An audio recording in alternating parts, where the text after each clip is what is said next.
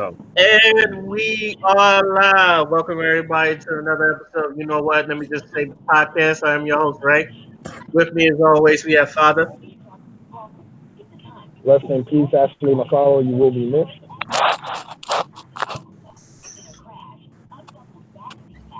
I think that was Father. sound Can y'all hear me? a little muffled a little bit. Yeah, yeah, you sound a little. True. Finishes. Keep going. Keep going. Okay, while you works on that, we have First Black Ginger. Yes, yes. Your guy with freckles. It'd be me, and I'm black. Gingers don't have souls. I have a soul. I I am black, not white. I am the guess. daywalker. I guess those. I guess since you're a black ginger, not white ginger, you have a quarter of a soul. No, no, no. 3/5 of a soul. And we have Shining Wolf. Shine on. You know, you got that glow. Right? And we got my man Tony. Old man Tony here. What's going on, y'all? Another day, another day. All right.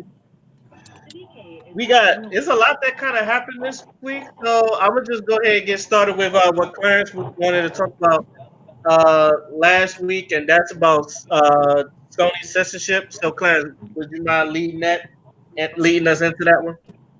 Yeah. So Sony, they took their headquarters from Japan and put it in I believe it's California. Let me double check that.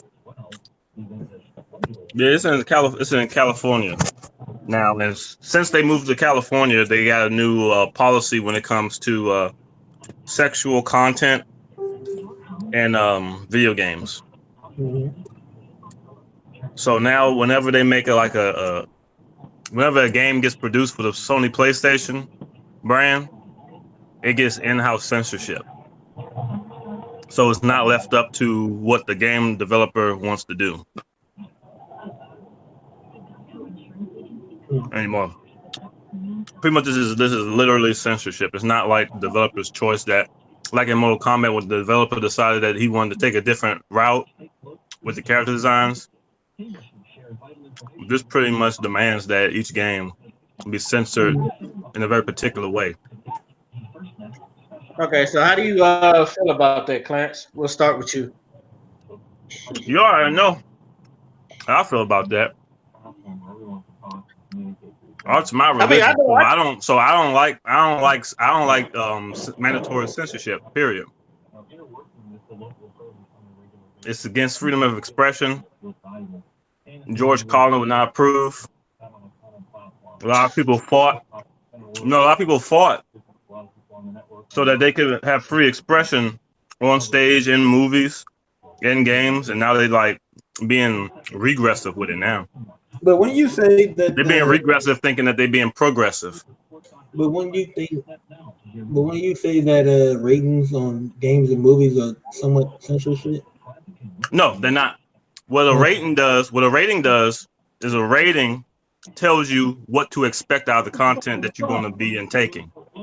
Okay, that makes sense. So when you got a game that's rated M, on the back it tells you sexual themes, partial nudity, uses of drugs, violence, gore. So it's pretty much telling you what you can expect before you partake into this content, and if it's appropriate for you or your children or whoever's going to be partaking in it.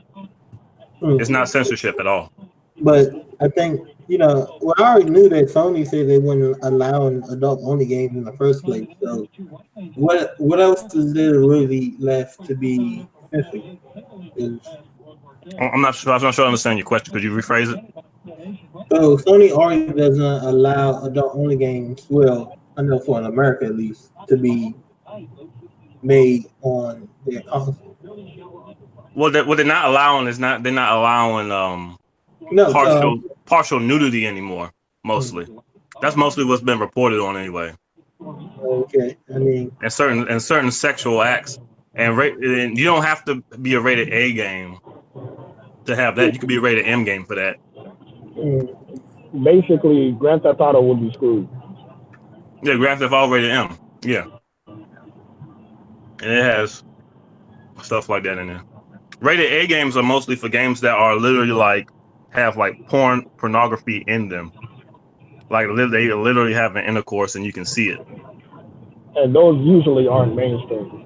Those aren't mainstream. You can usually only get those on PC. Yeah.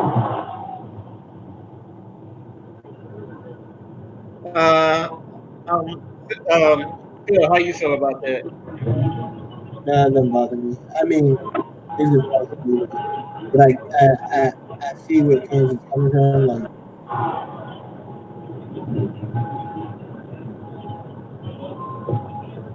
Hello? Hello? I think you got this story. y'all hear me? Yeah, I Oh, can now hear you. there you go. I said it really don't bother me, but I understand where Kansas is coming from. But I think I had a friend who said notice something on PlayStation 4 version of Devil May Cry. It was like a little light over thing. Yeah, it was only in the PlayStation version. Yeah. But how do y'all think that's going to hurt? You think that's going to hurt Sony in the long run? We'll see. I mean, only time will tell. Because PC games allow whatever, just about. And Nintendo is what Nintendo is like doing the opposite of what they usually do. They're allowing content onto their system and allowing it to be uncensored. As long as I don't think they're letting any rated A games on there, but they're not censoring games. But Sony is. So there's a little role reversal going on there. How you feel about it, Father?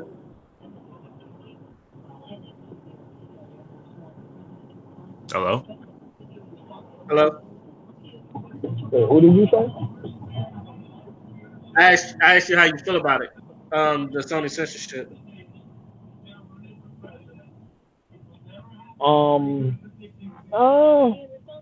I mean, I can see how it could hurt them, but at the same time, it's like the games that don't have that kind of content in the first place is not gonna suffer, and there's a lot of them anyways. So I don't think it's like gonna affect them as much. That's how I feel. I don't know, because white people they're already talking about not buying games on PlayStation no more. They're talking about buying them on Switch or PC or whatever. I mean, they always trying to low key boycott. Remember when they tried to boycott Nike? How'd that go? Boycott who? Nike. Nike? Well, I don't know nothing about that. Oh yeah. When Kaepernick signed that deal with Nike, all the white people was boycotting it and they was burning shoes. That's what he was talking about. Yeah, they always doing little slick stuff like that. So ain't nothing gonna happen. Oh, it's gonna happen because I'm gonna tell you why. Anime games and games that run off of fan service aren't gonna be ideal on PlayStation. I mean, then either play them on PC or get one that's not region locked. People do that all the time with their anime games.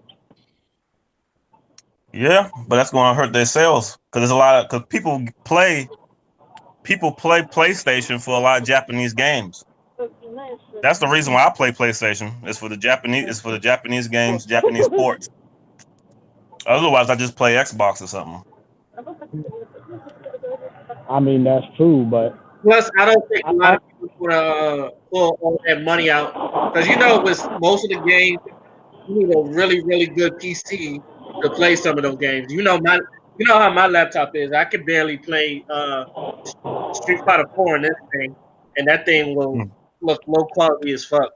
So I can see, I can see where most of y'all coming from, but I kind of look at it as sometimes America try to be too PC and tries to hide things from kids, or let's say we would try to stray away to explaining like nudity and things like that and fan service like that to children. Like for some reason we think that's going to hurt them, in a long run when it really doesn't. Because if anybody was like me, I watched Coming to America when I was like 3, and that had nudity in it. Most of the stuff I've seen had nudity. Like I can understand some nudity, but like if you really go and look for it, you can find it. So I think we try to be too PC with it, and sometimes it backfires on us. Yeah, if you go and protect them, it's going to pique their interest more. Remember when we was young and we was discovering shit that we wasn't supposed to find out? We were finding that shit like crazy. That's not gonna stop Right. the kids. But They're gonna find it. They're gonna find it. they not doing this to protect kids though. They use it as an excuse, but they got the whole entertainment industry and media sexualizing everybody every fucking where. Which Fucking is kind of singers, like that. huh? Is very hypocritical. This is very hypocritical Very. because you obviously know in Japan, like some stuff I've seen, like you be thinking that's like teenage or like adult humor. They put it in kids shows, Yeah, but you won't see that in like American kid shows. like So on Sonic X on the Japanese version, he'd be cussing. yeah, yeah, like in Sonic TV, and then on the American version, he's just like There's, he'll say B cuss words. At least that's what I call it. It is different cultures. I mean, they always. yeah, I that's think a the first. different culture. Yeah, I think the first different couple animes that actually didn't get like localized has been like Naruto, One Piece, and Bleach. yeah. But a lot, they're the first ones that actually didn't get localized. I remember seeing Japanese versions of Dragon Ball Z. Goku was fighting with his dick out as a kid. Well, I'm saying though, hypocrisy is when in the mainstream American media when they sexualize everything, but then when it comes to a video game, which they already know, they keep on saying in the statistics that video games are geared towards people in their late 20s and early 30s. So why are they acting like they're aiming their audience towards kids when they're not? I mean, there's a If market for they gonna do all this censorship, I really don't see a point of them having a rating system. I do. I see a point in having a rating system. It's still to help the parents out there that don't know. I mean, some people don't care. Like people shouldn't be playing. Some parents don't pay attention, but I still think they should have it. But some also don't care. Yeah, some don't care. Yeah, that's true.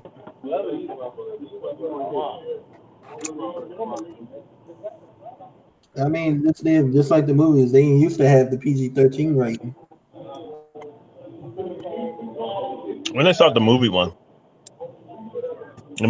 because when they start that, I can't remember, but I know long time ago. Yeah, but the PG-13 rating, the rating start. I know Train. You got a train. I'm at the better.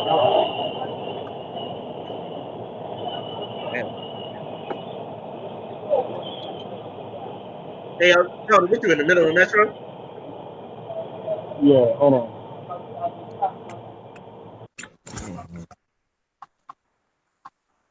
Boy. Clarence, so any last words on the Sony censorship? I'm saying I don't see why they worry so much about video game and nerd culture, centering nerd culture when the mainstream media everything is sexualized any damn way. You feel like that? I don't know. Mainstream media been sexualized for ages, and they still are. Fucking billboards got sexual shit on it. Advertisements, music videos. People walk around with a lot of skin showing. Well, I remember in order to watch some of them videos, uncut. You found uncut in the middle of the night by accident. You ain't supposed to be up there late. I mean, nowadays it's easy to find because of the internet, and kids are like savvy with the internet. I'm saying this bullshit that they talking about is about kids anyway. That's bullshit. They make it they talking about fucking Mortal Kombat here. Why the fuck should a kid be playing Mortal Kombat where they got gratuitous violence? That shit's so gross. I cringe, and I feel like to think of myself as desensitized. But I saw some of that shit on Mortal Kombat 11. I was like, oh god, face scrunched Hey, up and but everything. Yeah, That's way you worse had than the seeing some thigh skin, which is mostly what they're talking about. Some thigh skin, some back skin, maybe some belly button. They ain't shit. hey, my opinion on that. Which is mostly what they talking about. Some thigh skin. Yeah, thigh skin. That's pretty Yeah. much what they be trying to hide mostly. Hold on, go ahead, Tony. Oh, Huh? I thought my mic was off or some shit. Hey, my opinion on it, I think it's not gonna last that long. Cause I like don't you think so said, either. I think because a lot of people play PlayStation. I'm an Xbox person at heart. You know, that'd be something I could throw on somebody to play PlayStation in their fucking face. A lot of people don't like playing Xbox and shit because, like, I only play Xbox because when I was deployed, everybody had PlayStation. Now I fucking got the Xbox, and then I fell in love with Halo, and then I put Cody on my shit, so I kind of like just stay with Xbox. But I think that shit not gonna last that long, like you said, because a lot of people play PlayStation like that, and it will hurt their sales. But Yeah. on another note, is that It's everybody still always complain intellectual. about something. Because I remember when the first Mortal Kombat came out, when it was on the Atari, like it was in restaurants, it was all over the news. People were trying to boycott that stuff, and what happened? It came out with part two. Yeah, So I that was mean, that time it was a Yeah, they came Republican. up It with was Republicans yeah, and he was protesting talking about against it. because the fatalities and all that. I think it won't Yeah. last long because, like you said, like they trying to censor that on the video game, but you can see stuff on the web and it's not censored. You can see, No, you can see one comment. horror movies, then but you can see all that's the that thing stuff though, on is your that phone and everything. they assume that these Mortal games are Kombat made for kids, but a lot of these games aren't. Like The Last of Us, not fucking Mortal made for Kombat kids. first game is one of the first games that came up with the what is it, the ESRP? That was Yeah, called. they started the It's the ESRB. reason. It's the reason for the ESOB. It's one of them, but there was other games that were just as Night Trap. Another one was Night Trap it was another one on where the you Sega CD. it was another one that where you played a guy trying to get revenge on, I think, for the murder. Yeah, I think that was Slaughterhouse. Night Trap. I think it was called Slaughterhouse. Lighthouse. Yeah, I think that was one of them. Splatterhouse. Yeah, Splatterhouse. The dude with the mask. He had the hockey mask on. Yeah, they remade it, but I heard it was garbage. It was I okay. think it was. It wasn't that bad. Yeah, I have it on Xbox 360. It was called Splatterhouse. That game Yeah. was creepy. I know my aunt that passed, she had it on the when it came out for the Genesis, and that thing used to creep the crap out of me. Yeah, I think they should revamp that. Okay, well, while staying on the Sony PlayStation route, I think most of y'all heard about the Kotaku article saying that Final Fantasy 7 might be problematic, and the reason why it was saying that it might be problematic is because of Barrett.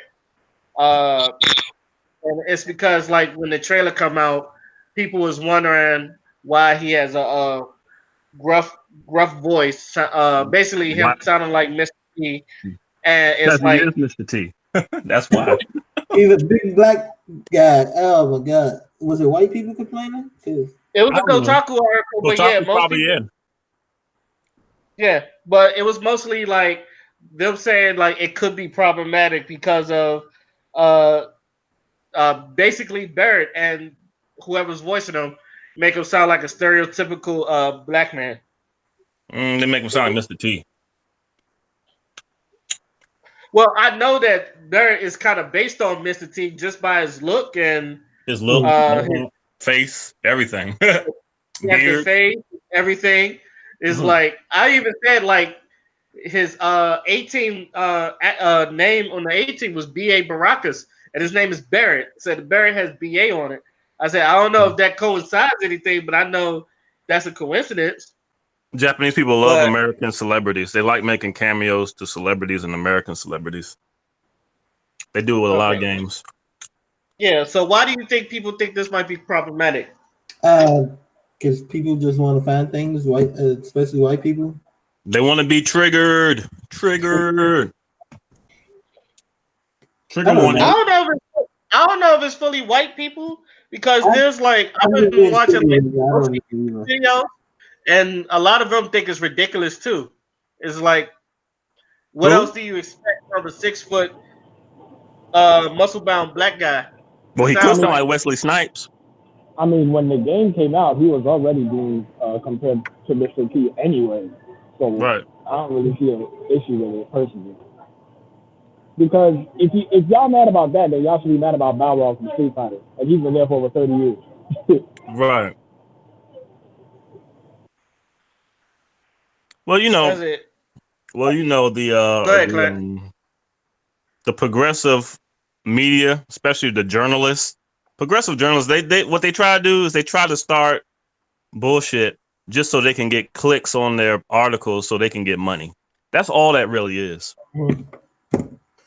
That's all it is. And people actually entertain the ideas that they be talking about. That shit has little legitimacy. That's just so they I, can get clicks most of the time. I think it was a GameSpot did an article on the new Borderlands and was saying things about it, and I was like, they just said this so they can get attention. Mm-hmm. Exactly. I've been seeing a lot of stuff like this because this. The sad part is the person that wrote that article never even played Final Fantasy VII. Yeah, I read that. Yeah. It's like why would you give your? Because if you would have played Final Fantasy VII, you could have, even though it doesn't have no voice acting, you could tell the demeanor in Barrett just by like how he portrays himself in the game and like dialogue. It's like he talks. He's from the slum, and he talks like he's from the slums and all that. It's So you like I don't definitely. expect them to talk like this, yes. Give him one of those reverse voices, big swole guy, then get the little high pitched voice. Yeah, Bruce, how you doing? You don't expect them to talk like Childish Gambino exactly. And, and also personally, I know they like Square Enix always trying to get new fans, but I don't think this game is not meant for new fans. It's meant for people who really, really wanted the Final Fantasy VII remake, like me. Hmm. Like, I think it might be made for new fans because it's taking a Let me correct myself. I think they are making it for a more action oriented audience because of the gameplay style. I don't know, because people still like Persona 5, and Persona 5 is about as simple as you can get with turn-based strategies, and No. Persona 5 is well received. Yeah, but what I'm saying is Final Fantasy VII, the remake, is taking a action RPG, a real time combat aspect to it. Well, I And if it think was for retro, if it was for old fans, they would have left it turn based because old fans, from what I'm hearing, prefer the turn based. But they're making it action so they can reach a broader audience because a lot of people these days aren't really into the turn based thing as much as you think they are on the mass level, on the masses. I would say this: all they had to do, in my opinion, all they had to do was just give us new graphics, and I'd have took it either way. Like they could have like kept that shit the same, but just updated the graphics, and I'd have been cool. What was you gonna say, Phil? it's just a new spin on it. New people gonna come. There are a lot of people who just don't. There's people who don't go back and watch old movies. I'm sure there's plenty of people who don't go back and play old games. No, there's people that don't watch old anime movies and nothing. They won't touch it. Yeah, so there's always gonna be gear. It's gonna be geared for gamers, regardless.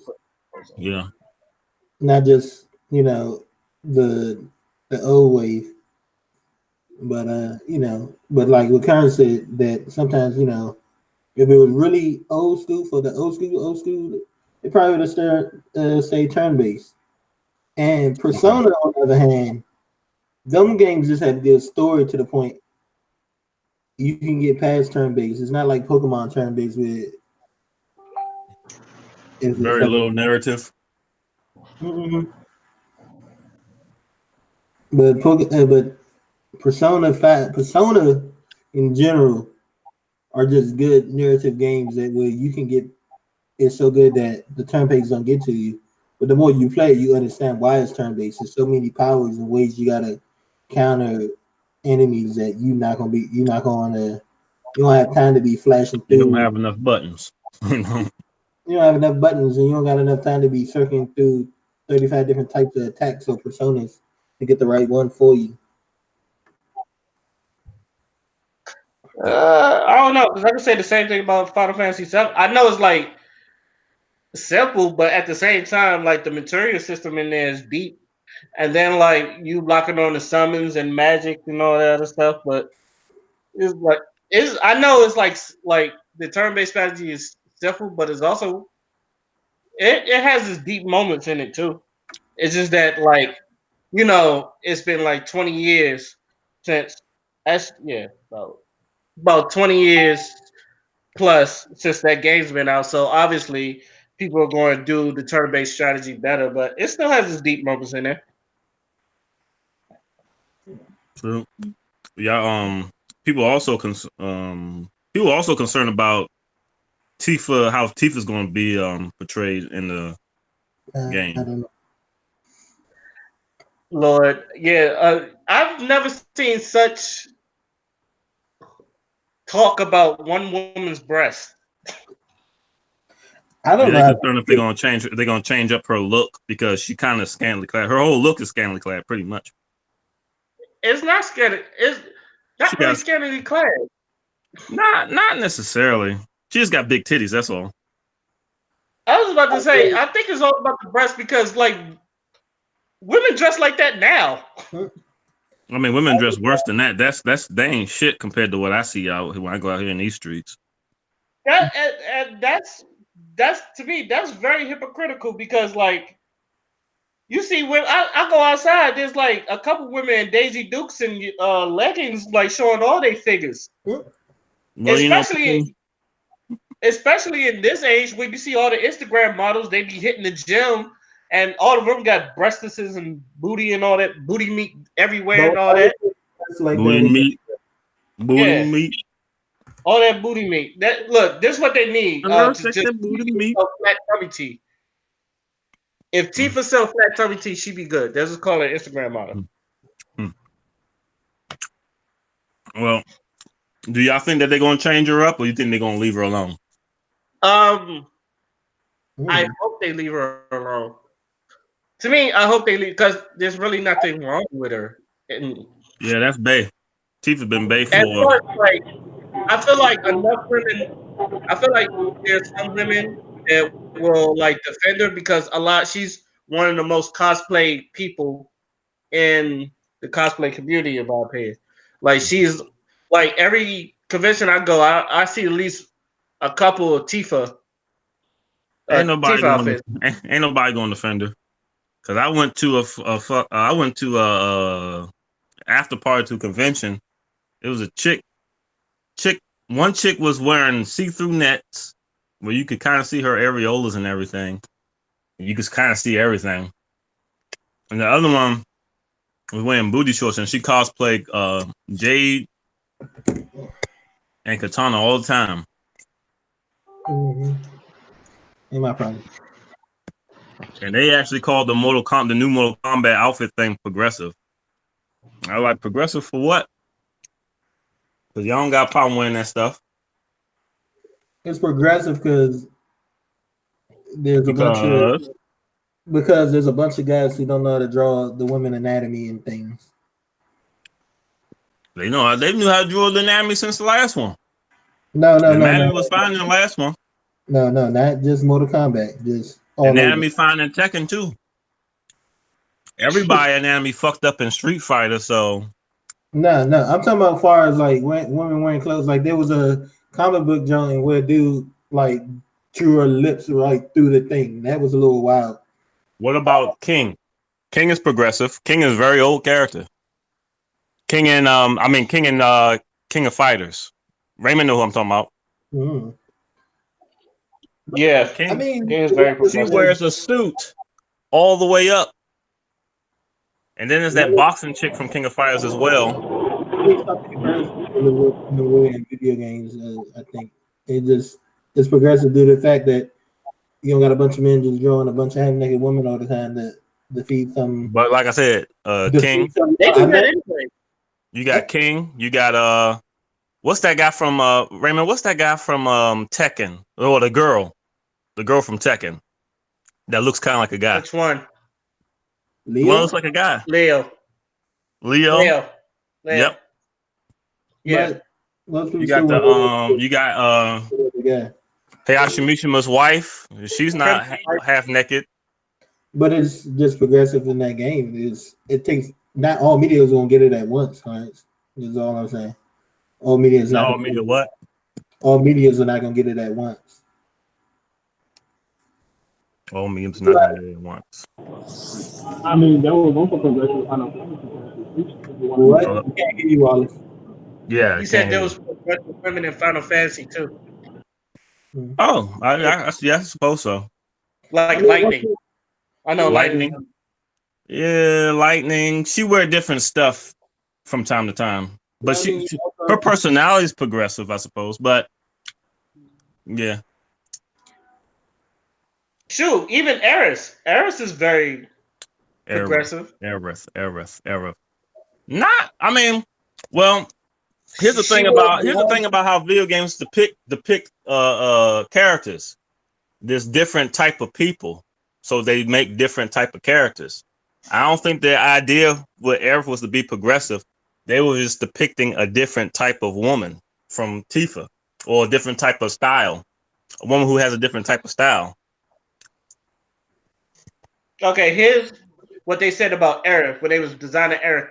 They wanted her to be beautiful. Yeah. So when she dies, that moment when she dies in her scene, that people will feel it more because, like, you will fall in love with her. The thing about Eris was made for you to fall in love. Even if she wasn't like scantily clad, she was made for you to fall in love with her.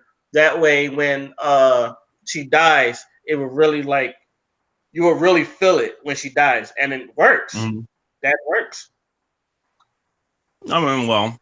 Yeah, but most of the females on Final Fantasy are pretty. Most females on fiction are pretty.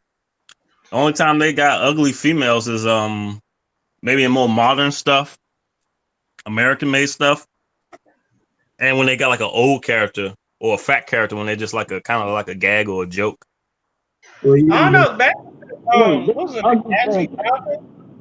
Who? He's very progressive too. Who? Shepard, one of Shepard's, one of the women you sleep with, the human, Ashley Johnson. She's very progressive. Oh, you talking about that black hair? She got black hair? Yeah. She fine as shit though. Yeah, she is fine, and she's very well dressed. Yeah, but that's the part. That's that game. That's how the game is because they wear those little spacesuits. Someone got cut off. Nah, he muted himself. I think he's still in the metro. Yeah. Well, in Mass Effect, they wear those spacesuits though. They wear those tight spacesuits. Everybody wear them, so. Not very diverse in costumes. They're not like street people wearing whatever the hell they want to wear. I don't know, because what was in Mass Effect 2? That other chick that took place at Ashley's spot, and hers was like more scantily clad, and everybody had a problem. Like, people even in the game would like comment about her outfit and all that other stuff. I can't remember her name. I can't really comment too much on Mass Effect because I haven't played through them. I got them, but I haven't played through them, so I can't really comment too much. You know what I'm talking about when we get to Mass Effect 2. She's basically replacing Ashley in the first one. And I mean, for Mortal Kombat, it's progressive because it don't make sense to be fighting and have the shit that women were fighting in. Yeah, because they had a lot of long, dangly shit hanging from their. No, they just had open wounds, like open areas with blades. Oh, that's how people fight. No. The Romans fought butt naked. Wrestlers fight half naked.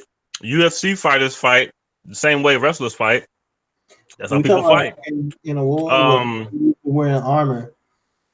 There's just sanction stuff that make it. People don't in UFC. They don't fight with certain things because you want to have a leverage to grab on. You know. yeah. And they wear Vaseline and shit No, on their no. skin, so it make them hard to grab. That ain't nobody worried about that. You can grab somebody who they got Vaseline on them. It makes it slippery. It makes it hard slippery. That's what professional fighters say. I believe the professional fighters. Oh, you don't believe me? A fighter? Okay, fuck you then. That's fine. You'll be all right. I believe Seth Rogen. He been in UFC for like 2 decades. But he never fought. He did. You mean Joe Rogan? Joe Rogan, my bad. Joe Rogan, yeah.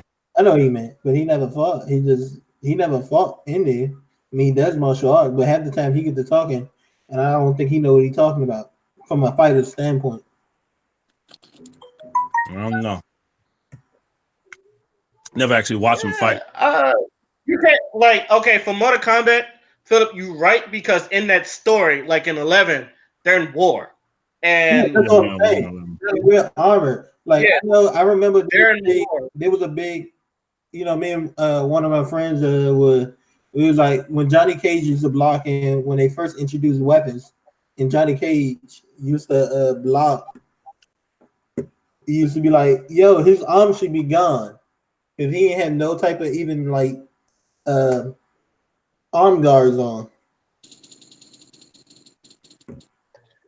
I mean, yeah, but that's what I'm saying. In the war, yeah, you're right. But if you like go back to the first Mortal Kombat, it was technically a tournament, and I don't even know if you're supposed to. And in the tournament, it was a one-on-one fighting tournament, and most of them didn't really have like heavy armor. Mm-hmm. Like even I know Jax Nobody had his, had armor. Yeah, I know that Jax had his metal armor, except for Shao Kahn. Other than that was his shit. And even Shao Kahn was mostly naked, walking around. Liu Kang Shao was Kahn happy. was basically a wrestler. Who? Shao Kahn. He was basically in wrestling garments. Didn't he have like some shoulder pads or something on though? Yeah, he looks like Legion of Doom. Yeah. Most of them were naked, except for the ninjas. The ninjas were the only ones covered up. Oh and Striker. And Striker. That it's not. I know people call them bikini fighters, but it's not really bikinis. It's like leotards. Yeah, leotards. Well, in the old ones, in the ninth one, they were bikinis. In the ninth one. In the ninth ones, they were bikinis. I think that one was fan service. But if you go back to like the old ones with Katana and the Molina ones, those were like leotards. And people do fight in leotards. Not much. Colossus is in the leotard, believe it or not. Well, he used to be back in the day. You can. Yes, you can. Just take off. Mr. Bull. Okay, Tony, you got an opinion on this, or you good? Yeah, I'm good because I rarely play Tekken. You know, I just grew up playing Madden. You know. Oh, Tekken. Yeah, Tekken that shit. Mortal Kombat, Halo, Fallout, Fable, shit like that. Okay. Well, I guess we can get on to another subject. Well, if most people know that most people don't know that Arthur still comes on TV, and this Monday, we just found out that Mr. Ratburn is gay. Not only is gay, he got married to a man, and it kind of blew up Twitter. Wait! Huh? Wait! You just heard what you said. He got married to a man after saying that he was gay already. Like, let him finish. Hey, not only did he get married to a man, he got married to a man, Aardvark, and he's a rat. He is an Aardvark, ain't he? The guy was an Aardvark, yeah. Hey, if I'm gonna do that, I gotta get on right. He begin on me, knowing what I mean in the chat because of autocorrect. I know what I said. I know a lot of gay men that marry straight people or that marry women. So it's been done before. Thank you, Jerry Springer. Anyway, what is and I know Twitter blew up. There's some people against it. There's some people, they're for it, obviously. So I want to know your opinions on the whole thing. Let me just go with mine first because mine is simple. I don't care. Okay. I mean, Like, bruh, alright, he got married. Hold on, Bye. noise. No, I want to hear what you're saying. He think got so. married. There we go. Mhm. Done. Go ahead, Phil. I know a lot of people. I don't really mind it. I see the big people always talking about is impressionating the kids and stuff. But you know what? We know a lot of gay people who grew up watching straight stuff. So how? I mean, I don't know. I don't Clarence. care. Like you said, they got married in the story. Kids don't pay attention to shit anyway. Well, when people say that, like, what am I going to tell my kids? I was like, you don't got to tell your kids shit because public school's going to tell your kids for you. They already teaching kids stuff about LGBTQ in school, so you What are ain't they got to tell supposed them to shit. You ain't got to worry about that shit teach? Okay, what are they supposed to teach them? about LGBTQ. They teaching them about the lifestyle that exists, that is okay. Uh, and What is etc. there to They teach? reading them stories. They reading them stories about gay LGBTQ characters. What else? They even teaching about transsexuals now. Actually, They teach What them is, in the history too of it too. what is there to teach? there's the You know, This you is not tell me them being about homophobic. about it. Like they're trying to make them more accepting of it, or if they are it or want to do that, then whatever. First of all, that's not even a teacher's job. Second of No, it's all, not. But yeah, that's a life lesson. And and I know there's a lot of things that you can teach in school that are life lessons, like taxes and how to they change don't a teach that tire on a though. car. That's not a I, life I lesson. have That's what it like said. this is no shade to the LGBTQ, but what are you going to teach them? It's okay to be. You should learn that already. You should be fine with who you are. You should be learning that before you even get to school. You said no. I don't want to go there. Go ahead. No. There's not something towards you. It's just, yeah, it's okay. Well, really, before you go to school, you don't really know your sexuality. I don't. Even, when I first started going to school, I wasn't even thinking about sexuality for real. Up until like second grade, that's when I started liking girls. Second I was grade, thinking about I that thought time. girls were cute when I was 5, so I don't know. I, I had a gay cousin that used to babysit me all the time. Didn't really like him that much. He was kind of a dick, but but it's just I don't understand what the okay to go on Mr. Ratburn. Go ahead, Clarence. About But the I'm Mr. just saying, Ratburn. like, I don't really have too much thought about it.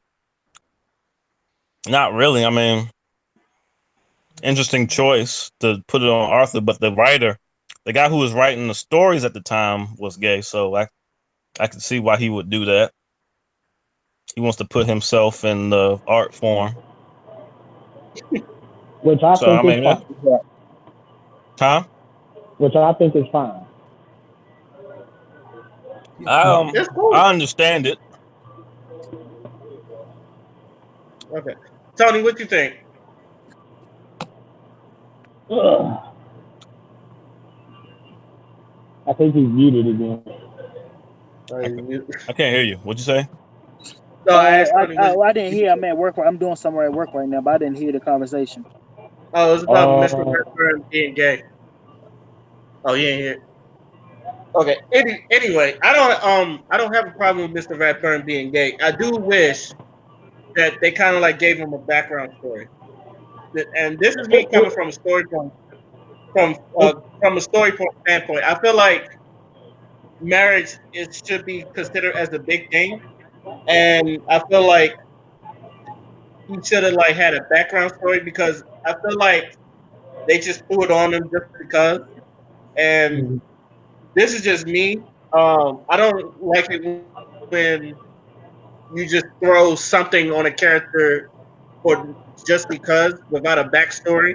or something leading up to it. I feel like because it's just out of to me, it just comes out of the blue. It's just like, Pandering. why? Like when they turn Iceman gay from the X-Men. Yeah, yeah, That was random as and fuck. like, yeah, and that's what I said. It's like if you if you would have like at least had him say he was getting married, but like would have put it down a couple of episodes because they've done this with people in Arthur. Like when Buster had asthma, there was the background story about him having asthma and explaining it to the kids. When Sue Ellen the cat became vegan, and the background story of her, how she became how did she decide to become a vegetarian, and they've done that. For this one, I felt like it's good that you did it, but it was still lazy because the way the story went, they thought it was a female because they saw Mr. Ratburn with this female and she was being bossy to him, and the kids thought that her being bossy to him was going to make him very depressed in the class. Come to find out, that's his sister, and then that's when you see him walking down the aisle with a man. And to me, that's lazy writing. So I don't have a problem with him being gay and all, but you could at least set it up better. Well, Raymond, I agree with you, but it's a kid show. They don't usually think the plot out that deep in those kid shows like that. I like Clarence. I just gave two examples. One for Buster having asthma, another one for Sue Ellen. Like Arthur, they've done this before with Right. other stuff. Hell, they had a Yeah. deep like how Arthur got his glasses. They had a full episode of Arthur getting his glasses and him going through the shit with his glasses. They've done this before. So Yeah. you Yeah. telling You're me? right. So you telling me they couldn't do this for Mr. Ratburn? They could have, but maybe he ain't want to make too much of a crazy Mr. thing Redfern about it. is I don't like know. a I third don't know. character. He's a like a thirdless character. He's not like one of the friends or something or the bully. He's had a couple episodes dedicated to him. Oh, okay. Yeah, especially when the kids were scared The of one him. thing about Arthur, I can say about Arthur, their episodes cater to each character. Everyone gets to. It's not just on Arthur. Like people get their own episodes. That's true. Binky got one too. Binky got one. Yeah. And this is what I'm saying. Like for Arthur as a kid show, it's very good writing, and they're very good at explaining things. Like another one is like the cafeteria lady had cancer, and they did a Ooh. good job of that. I don't remember that one. I forgot it was. You remember that one? But like I I said, don't remember that Arthur one. usually But has good writing. Arthur usually has good writing. So I feel like they just threw this on very lazily, and that's my really only complaint about this.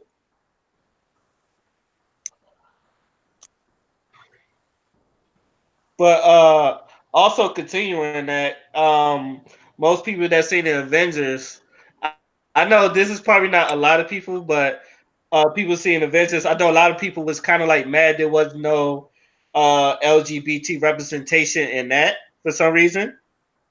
Or at least I most wouldn't people didn't feel expect it. like there wasn't. I don't know why they would expect that for. None of the characters that they have in there so far are gay. So and uh, a lot of people had yeah, but there's people that actually had problems with it. So Father, I think you had some like opinion about that. You remember what you said?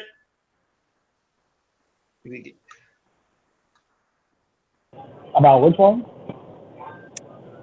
You know how the LGBT was trying to include the LGBT character for Marvel. Oh yeah, they was trying to say there wasn't no representation. So there was a whole bunch of people trying to like protest. Oh yeah, and what was your opinion about that? I thought it was I thought it, like there was no basis for it. Like it came out the Exactly. cut. Series it's end game. You know what I'm saying? It's like the end. So there's nothing to really complain about. All right, what you think, Clarence? I think they're stupid. They need to shut the fuck up. That's what I think.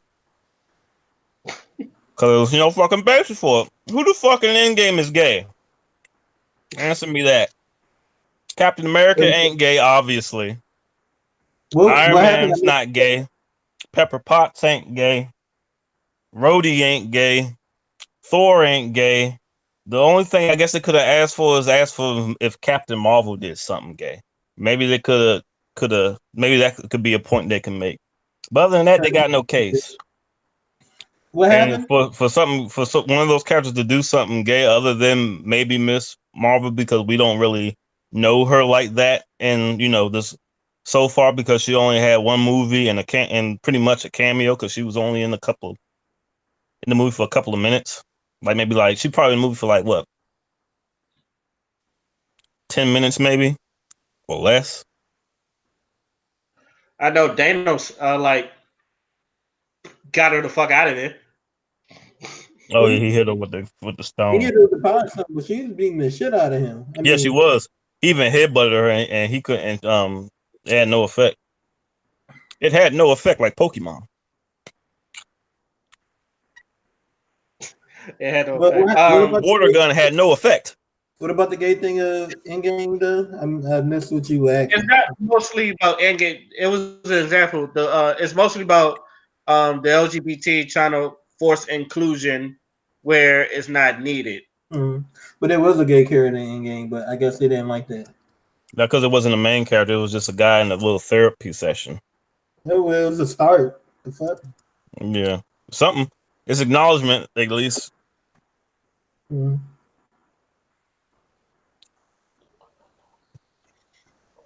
But as far as Arthur goes, though, I mean, my time for Arthur's passed, so I really don't care. Okay. Do you think this will affect kids and the kids of the future anyway? This already affected them. They teach them it to them in schools. So I mean, this is neither here nor there for Arthur. They're being taught it in public schools. They're being taught more than just. They're being taught more than just a gay rat and aardvark marrying each other. Man, what is Huh? what is there to affect though? Like, what is it going to do? That's what I'm saying because they already learned it, so it don't. It's not really doing anything extra. More, what? It's gonna make more people curious. That's all. I don't know. Like,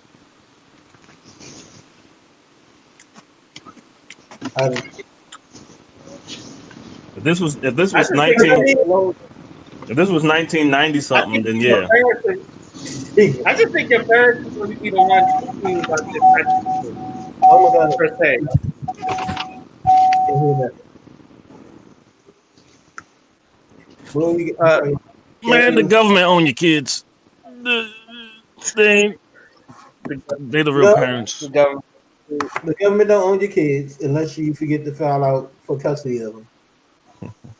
That is a real thing. You have to file for custody of your kids once they're born. I don't know how many states do it or not, but yeah.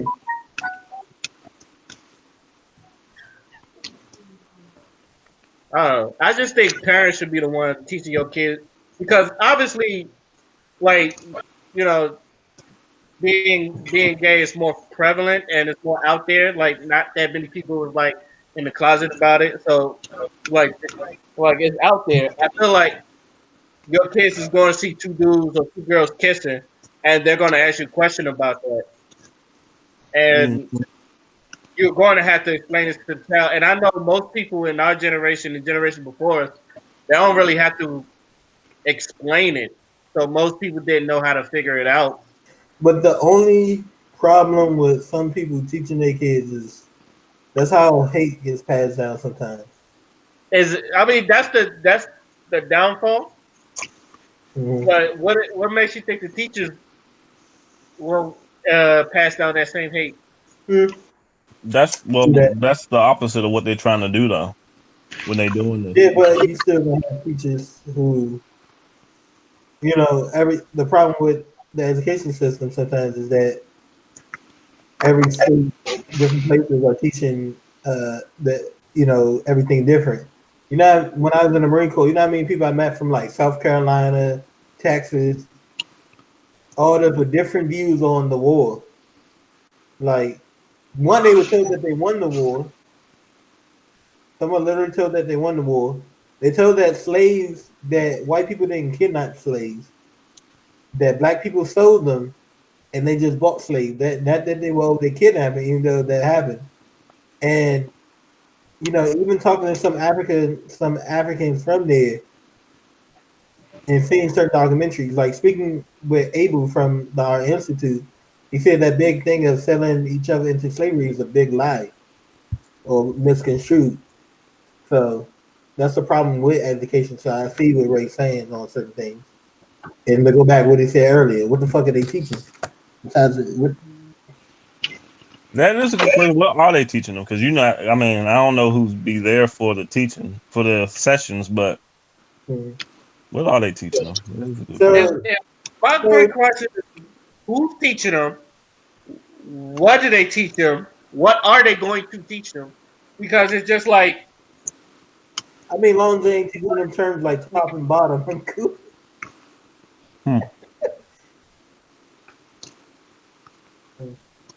God fucking damn it. I mean, but at some point, kids going. I'm trying to think. When the first time I, noticed gayness? I mean, we used to call people gay just sort of because we were mean, but that was like elementary. So you know what? It's kind of out there. I mean, we had kids that were gay. That's where they weren't, but they were flamboyant as hell. They're kind of flamboyant a little bit, a little feminine. They call them gay, yeah. I mean, for one of the people, because we graduated high school together. He was gay. He came out 9th or 10th. Now the other one, I don't know where he went because we went to different middle schools and never saw him again. That dude went and told a counselor on me and somebody else, but just me and the other guy. Nobody else in the class that also did it. Because I guess he's like, I'm not gonna be bullied by the bullies, by the ones being bullied.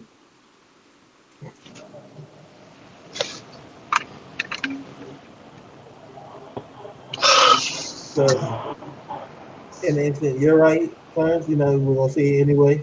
I think Clarence was the one to say they're gonna see it anyway. Yeah, I understand you, Ray. They, from other experience of teaching them. So they watching, bro.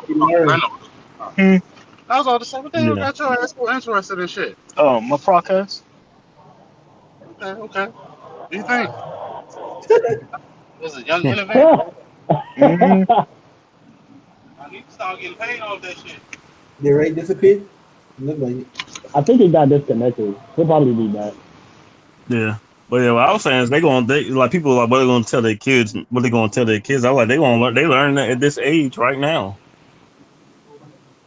Yeah, I mean, I think it's fine as long as like they don't use it to demean nobody. You can be aware of it. You know what I'm saying? I think it's just awareness, but I don't think it takes a class to teach awareness. Yeah. It's just, oh, look, here, do with that what you will.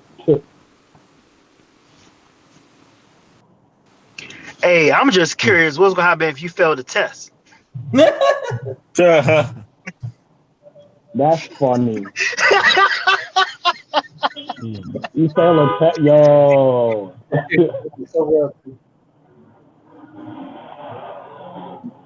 Yep. And this shit was going so well too. Yeah, so it's like if you fail the test, what they gonna look at you like? I mean, you failed the test. Just take it again. I mean, what study material what is you gonna need for the tests and quizzes and shit? Do y'all remember if there was a test for sex ed? Because I don't remember. That was a long time ago. I mean, I had a quiz for it. I had no test. You gotta watch a marathon or clear out for the straight guy. Yeah, I remember. I remember it was a quiz for sex ed. Mm-hmm.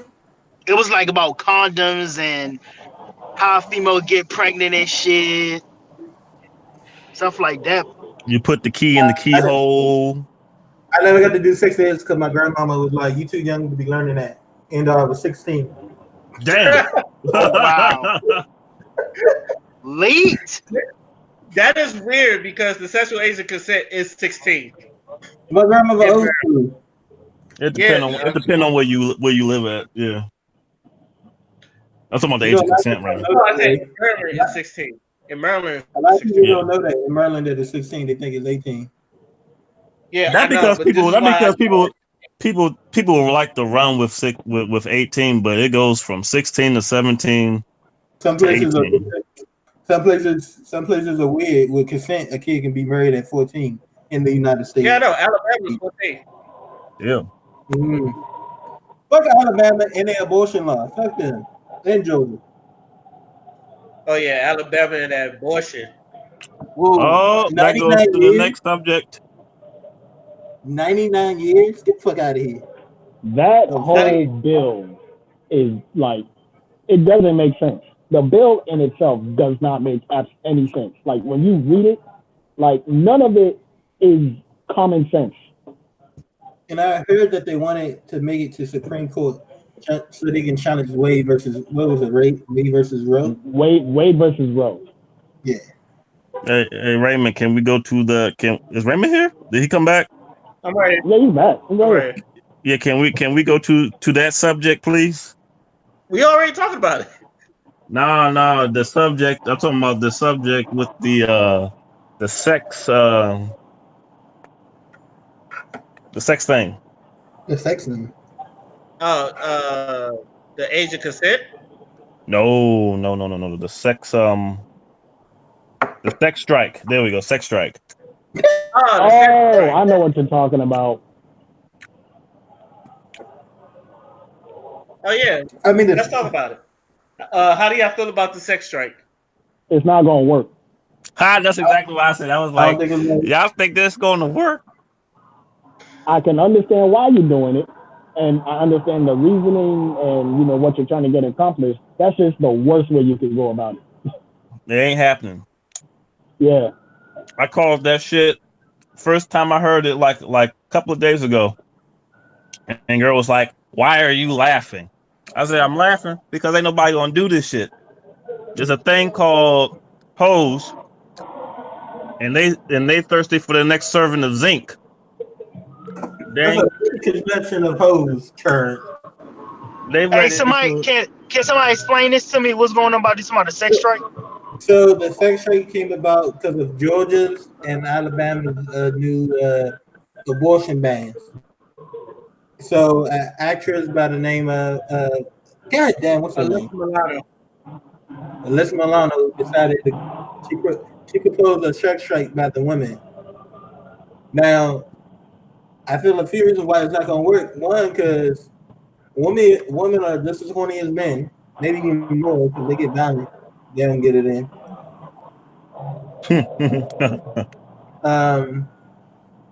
Everybody's not going. I'm sure some people haven't heard of it. Yeah, some people haven't. And there's a such And thing. third, people like Alyssa Milano. And there's gay people. They ain't worried about it. What is a lesbian or a gay guy gonna do on a sex strike but piss off their partner? Like I didn't.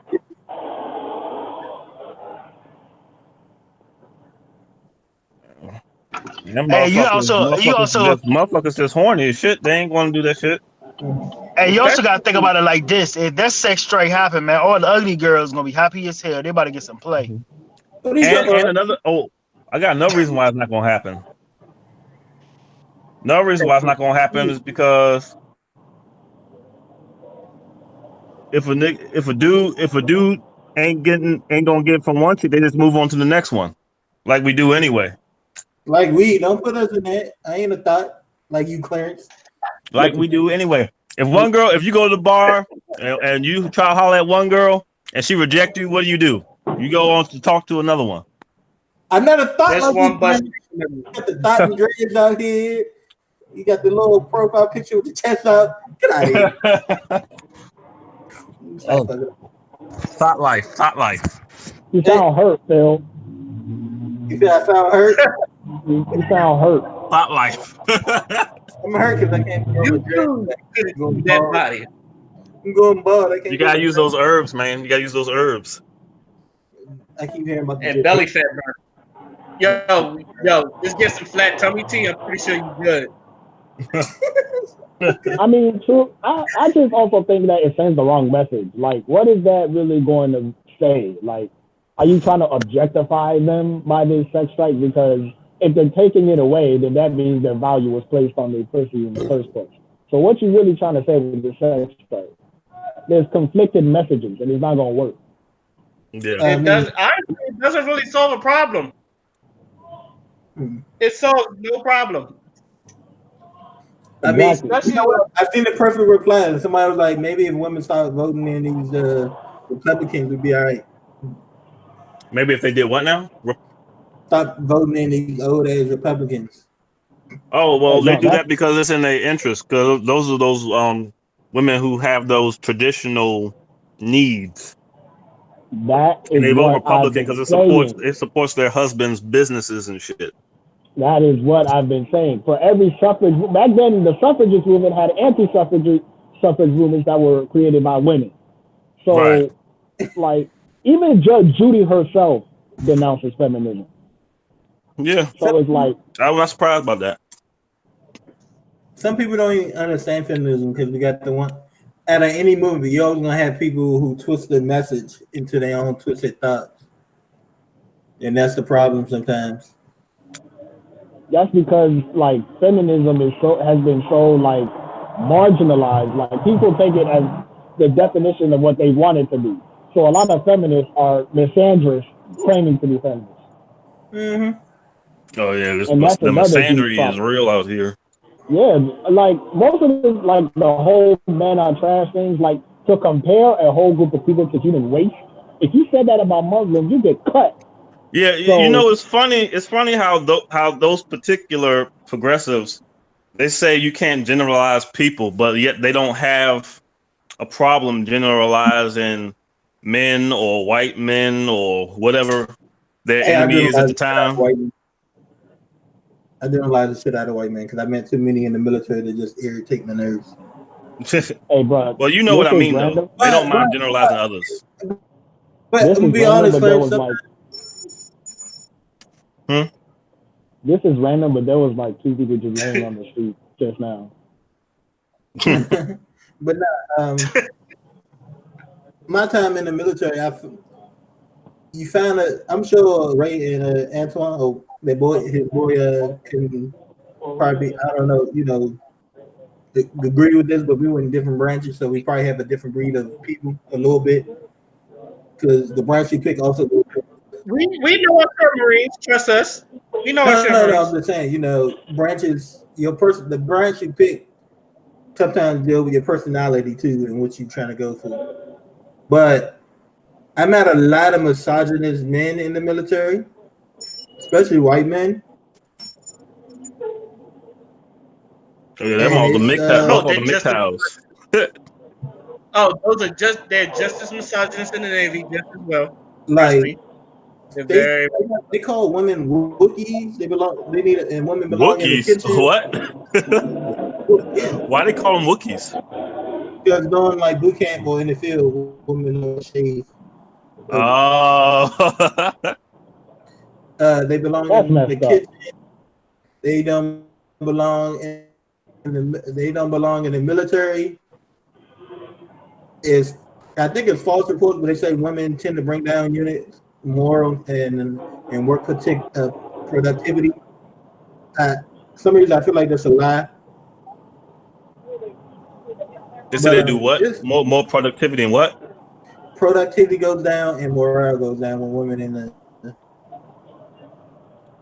I don't Matter know. of fact, I'm not in the military, so I couldn't tell you. No, I'm saying that's what they say. Yeah. They do bullshit at study sometimes. But I remember even when I was being recruited, somebody was like trying to get me to go into the Marine Corps. I was like, do you want to be around women? Yeah, I want to be. Did I look like I want to be around a bunch of dicks all day? I love to be around some women. The fuck?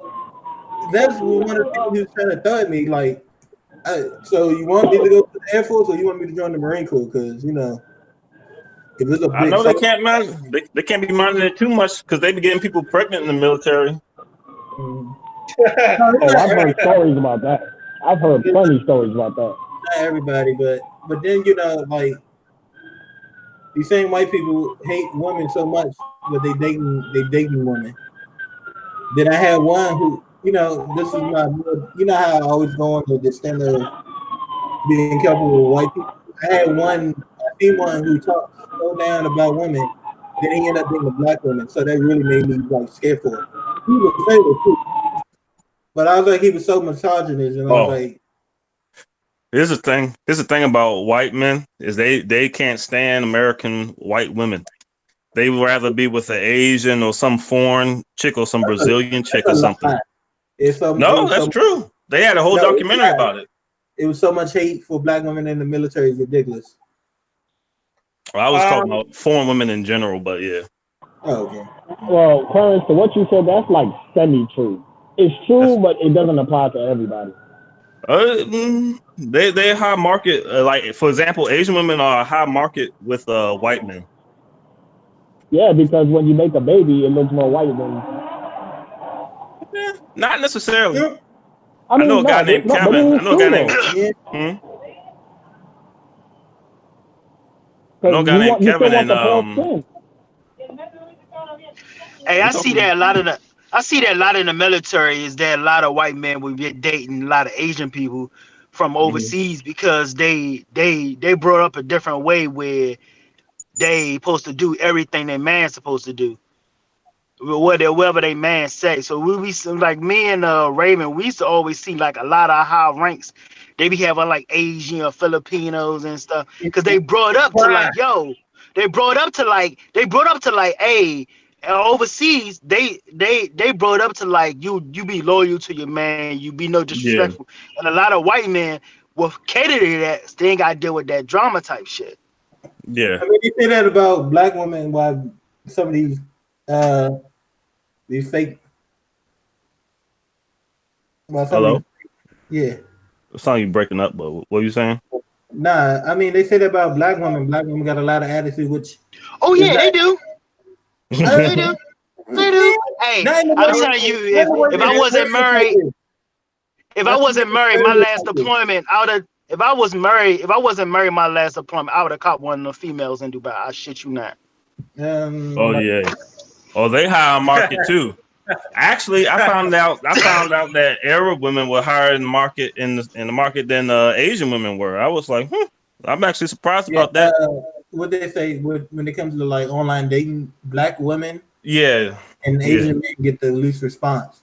But that yeah, attitude thing is a stereotype. They got some attitude, but sometimes I notice that black women are labeled with bad attitude because certain group of people, especially white people, don't know how to are not used to being talked back like that. Like I was watching that Wife Swap, and one of the wives she was black and in the military, so she was very stern with it. But that husband she got swapped to, you can tell he had that misogynistic view and my house, my rules type thing. It's the stereotype around black women is that they have sassy attitudes, and they can be straightforward, but all of them don't have the stereotype attitude. There's usually a nah. gathered woman. I don't think They that's a just they fact. just generalizing when they say that. Pretty much. To be honest, I don't even think that's a bad stereotype. I No, it's personally, it's no. Actually, not a bad stereotype. I think it works in their favor, in my opinion. yeah, you can keep the attitude. Okay, nah. Here's So I here's the got thing. this. Go ahead, Clarence. I got this. For some reason, I got one who had a bad attitude, but once I dipped it down real good, she got real docile. I don't know what that was about. Because she All needed that some dick. attitude and shit went away. she got real. She got real chill real quick. The attitude went away when you put the dick on it. You probably gave him kryptonite. I don't You know. know what Eddie Murphy said? You hit it. What you hear? Woo! You got it. And also, I also a firm believer people only do when you let them get when they get to you. Yeah. Okay. Who the fuck? I ain't see. Sometimes it's how you respond. Like some girls be wanting to argue and stuff, and when you ignore them, it might make them matter. But you feed into it, they argue back. Yeah, that's probably what it was. I probably didn't really feed into it. I was kind of like just looking at it like you're doing a lot. You don't like Hey, me. but the good thing about a black female having an attitude is also, she stand up for herself. She ain't gonna be treated like I she ain't think gonna let nobody treat her like shit. Like I dated white girls before, and they would just be like, okay, or just don't want to defend themselves. You have a black girl, like we in the trenches and we arguing, we both saying some shit. And it ain't just it like, does. okay, And that's I'm what I'm not saying. gonna I say think anything. that's what I'm saying. A lot of those groups ain't used to that. And don't get me wrong, we got some of them docile black women like that who don't stand up for themselves, but depends on how you raised and where you at. Now, don't I get me don't wrong, even I know don't who like it a is. ghetto black woman attitude, you know, because some of them always argue and go zero to 100 real quick. That's a little too much. But the nice, firm, I'm not taking shit attitude, nobody can take. And when we as black people, we talk. Our voices are even black women voices are deeper compared to white women voices. So when we speak, our voices and stuff carry a little louder, a little harder, and when we say cuss words, it sounds a little harsher than when the little white person say it. Yeah, that's why you be wanting to beat a chick ass. Sometimes you ever just like, especially when they start calling you fuck niggas and all that other stuff, you be like, you have to take a double take because you want to make sure it's still a dude you talking to, you're still a female you talking to, and all that other stuff. But Yeah. there's some women that like that. They're like, Oh yeah, I know they'll exactly what you're talking about. I synced it. okay, but as far as white, I know a couple. When I was in the military, I know a couple white boys that told me, and they like verbatim, I don't think I would date a black woman because of their attitudes and all that other stuff. And to me, like, I don't care because I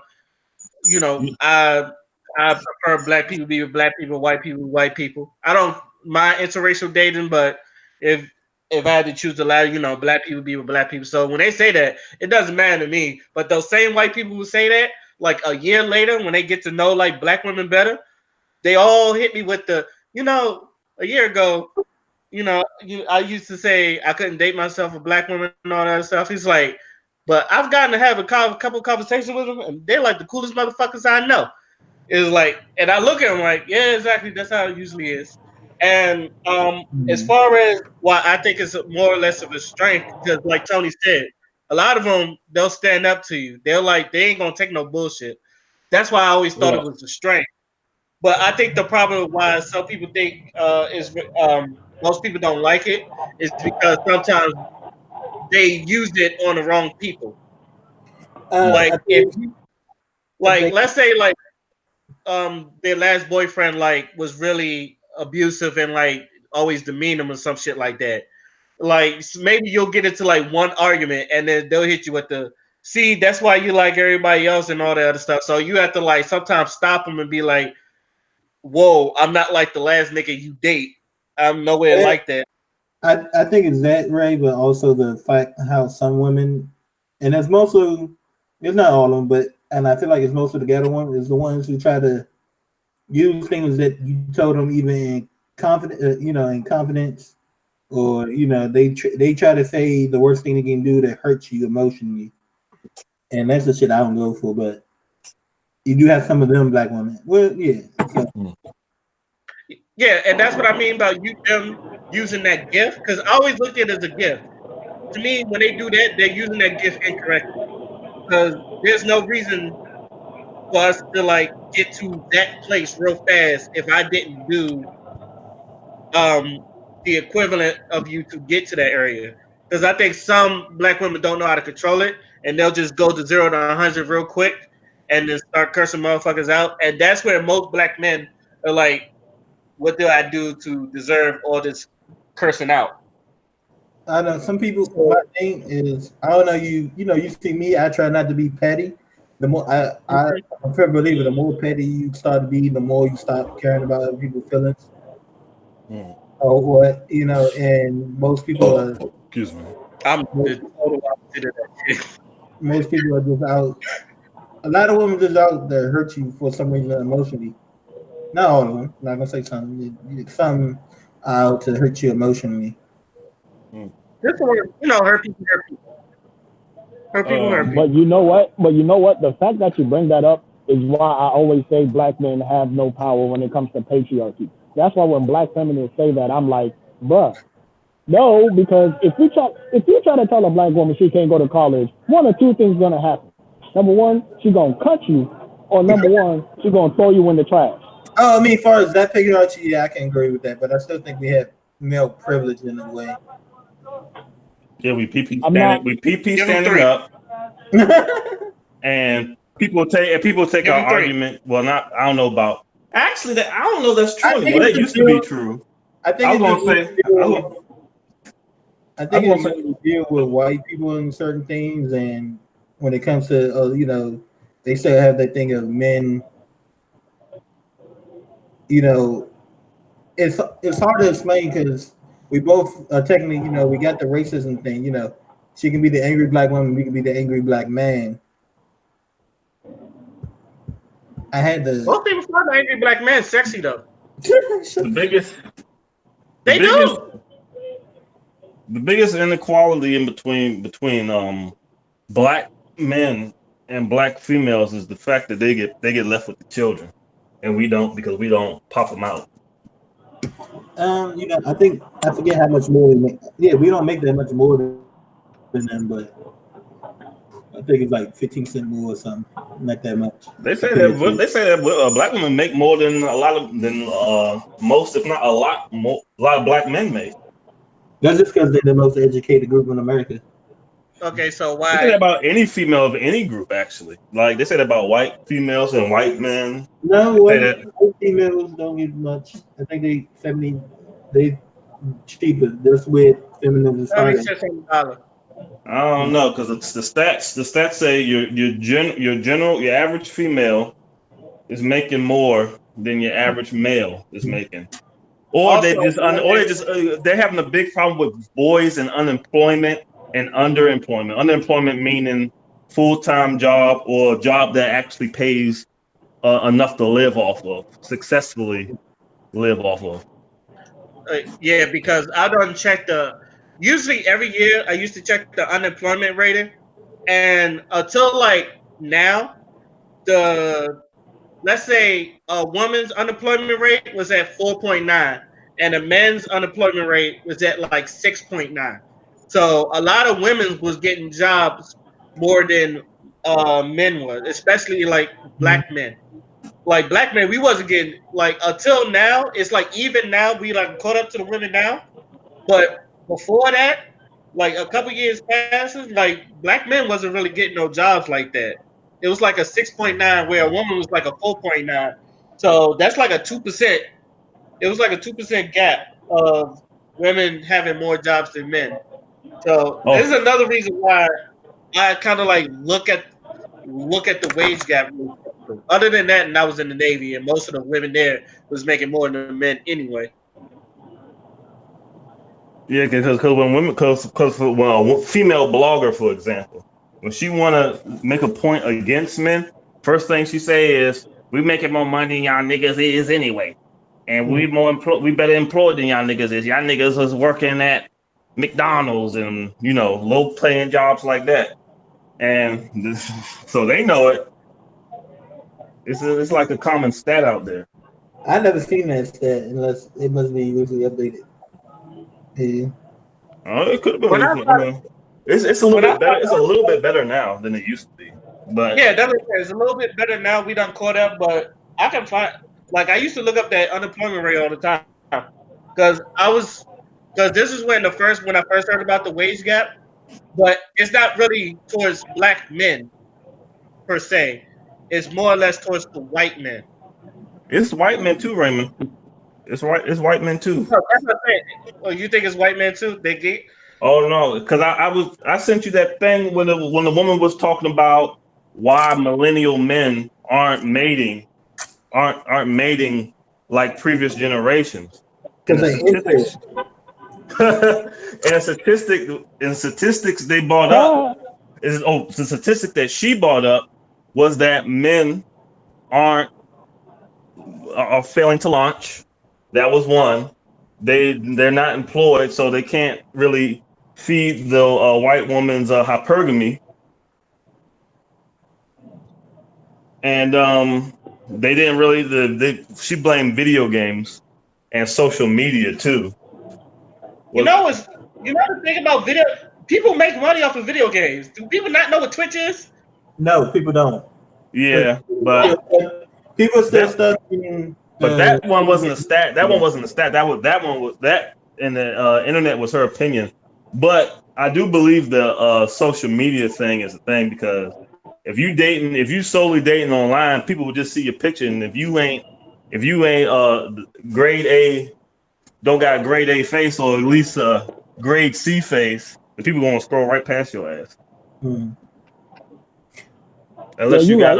Unless you got real enticing pictures like you going on trips and shit that shows that you got a good lifestyle, and everybody don't But got a you good could just be lifestyle. flexing. So Huh? you could just be flexing though. I can't. I'm sorry, I couldn't hear you. You could just be flexing though. Yeah, you could just be flexing, but Reflection. yeah, flexing. He said flexing. Yes. Oh, flexing. Yeah, he said flexing. I mean, you could, but you just have to find out because it's online dating. Hey, my opinion on that too is I was listening to y'all when I was working too. Also, that my wife she's half white and half Mexican, right? But she look black, right? She Hmm. work at a law firm, and she be telling me like a lot of the lawyers there, they'll hire females. They won't hire no black men because they don't want black men around them. So they hire Right. a lot of females because so they can feel their empowerment when when they have females above them, they don't want other black men around. And I kind of see that too in a lot of Yeah. business. It's not a lot of black men as empowerment. You may have a janitor, he may work at night or some shit. You don't have no black man telling no white person what to do unless he really, really got the credentials or he got that position. You rarely see that. Yeah, I heard. Actually, I heard that too. Because To tell you the you ever truth, I see, think everybody because you is see like a lot increasing. of you go to these colleges, even high school, it's more females graduate, it's more females got degrees and all that, and I then mean, they'll for the black community, women tend to focus on education a lot. I remember a time somebody quit school because he didn't want to do it. He had a full ride too, I think, to Harvard, but he wanted to rap, and a lot of women got mad at him. Hmm. But I'm I could like, see. Why? Because women rap is just, not guaranteed. yeah, but some people just gonna follow their dreams, Clarence. But Yeah. they were mad at him. Women focus a lot on school a lot of the time They because we focus on always what? school. They focus on education because that's what we're Okay. gonna do. You need to make it, and we don't got the mental. The black family ain't strong. It's getting stronger like it used to be, but it's not strong like it used to be. And mentors and stuff. The thing of the male mental, like my best friend. Your Uh, mental is important. Yeah, I agree. my best friend who joined the army way before I joined the Marine Corps. We always talk about, in order for next people to get it, they gotta be example. Women see other women with the black women see other black women with scholar with with the degrees and stuff to get them, but we don't see too many men like that. And I was just looking at, you know, Shaq went and got his PhD for the example for his kids. Hmm. So we gotta have more of them examples. But everybody. I'm not gonna say everybody ain't made for school. You just gotta know when you need it, when you should go to school. I When you don't. I agree with you, Phil, but I also think is that most men we're used to working with our hands, and a lot of those jobs where we work with our hands, they're like becoming obsolete, or we're just being replaced by robots. Hmm. Yeah. And I mean, men are going into trades too, though. but you say Yeah, when and that's another thing. There's a lot of men going into trades, and there's a IT. lot of black entrepreneurship, especially this year. I've seen a lot of black entrepreneurship, You like know, black men just like starting their own jobs because they either couldn't find their own jobs or they just like know they work, but they just taking a risk. So there's a lot of this year improvement in black entrepreneurship. So Yeah, I that mean, could Yeah, but that even if you taking a trade, I took HVAC last year, and I was telling Jameson, I was in HVAC school for a year. You could still do a trade, but if you want to start your own business, you still need a degree. you need business knowledge and that right, but not yeah, you don't necessarily need a degree for that. but the No, best way. no, no, not for HVAC. But if you want to be ahead, it will help when you having a trade school. If you want to start your own business, you want to Yeah, stand out. Yeah. yeah, Now you that. know, like saying like in HVAC, like I did HVAC for a year. It was a lot of people. You'll do HVAC for years and years and years. But if you want to be like management stuff, they will hire people with degrees and the experience for it. Because it's like the trade school is good. It's an extra plus, but doesn't mean that you have a trade school. Doesn't mean that you don't need to go to college. Yeah, It just going. It just picking something to go to college for. A lot of people try to get an associate's degree or criminal justice and shit. That shit don't fly. well, it does lie, but you got to be wanting it. Everybody don't go for something that they should. Um, Yeah, not even the women be going for stuff that they should. They be going for these social sciences and shit. I mean, if you want to work in social work, but Yeah, but they ain't engineer money though. shoot. You could it's not always most about people make money their own though. jobs. What's a social media influencer? But sometimes that's the problem too with men. We always tend to focus on money, and I get it. Well, We're trying to survive. We're trying to survive, but when you always focus on money, it doesn't always produce the results you want. sometimes you got Yeah, when you going for your degree, you got it's better if you worried about money and survival. It's best to go for a degree that's in demand, but that's that's how high in you. demand. But Hmm? that's how you end up with a lot of people on drugs and stuff because they've been forced. And like in other places where they're always forcing people to go. It's been shown that some people who where their parents already kind of mapped out their life for them to go into to be a lawyer, a doctor, or something that's high paying. Hmm.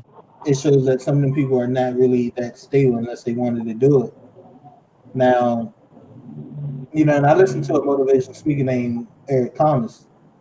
I probably hear me bring him up a lot. And sometimes you speak on that. Money should always be your focus because sometimes you get nowhere. Hmm.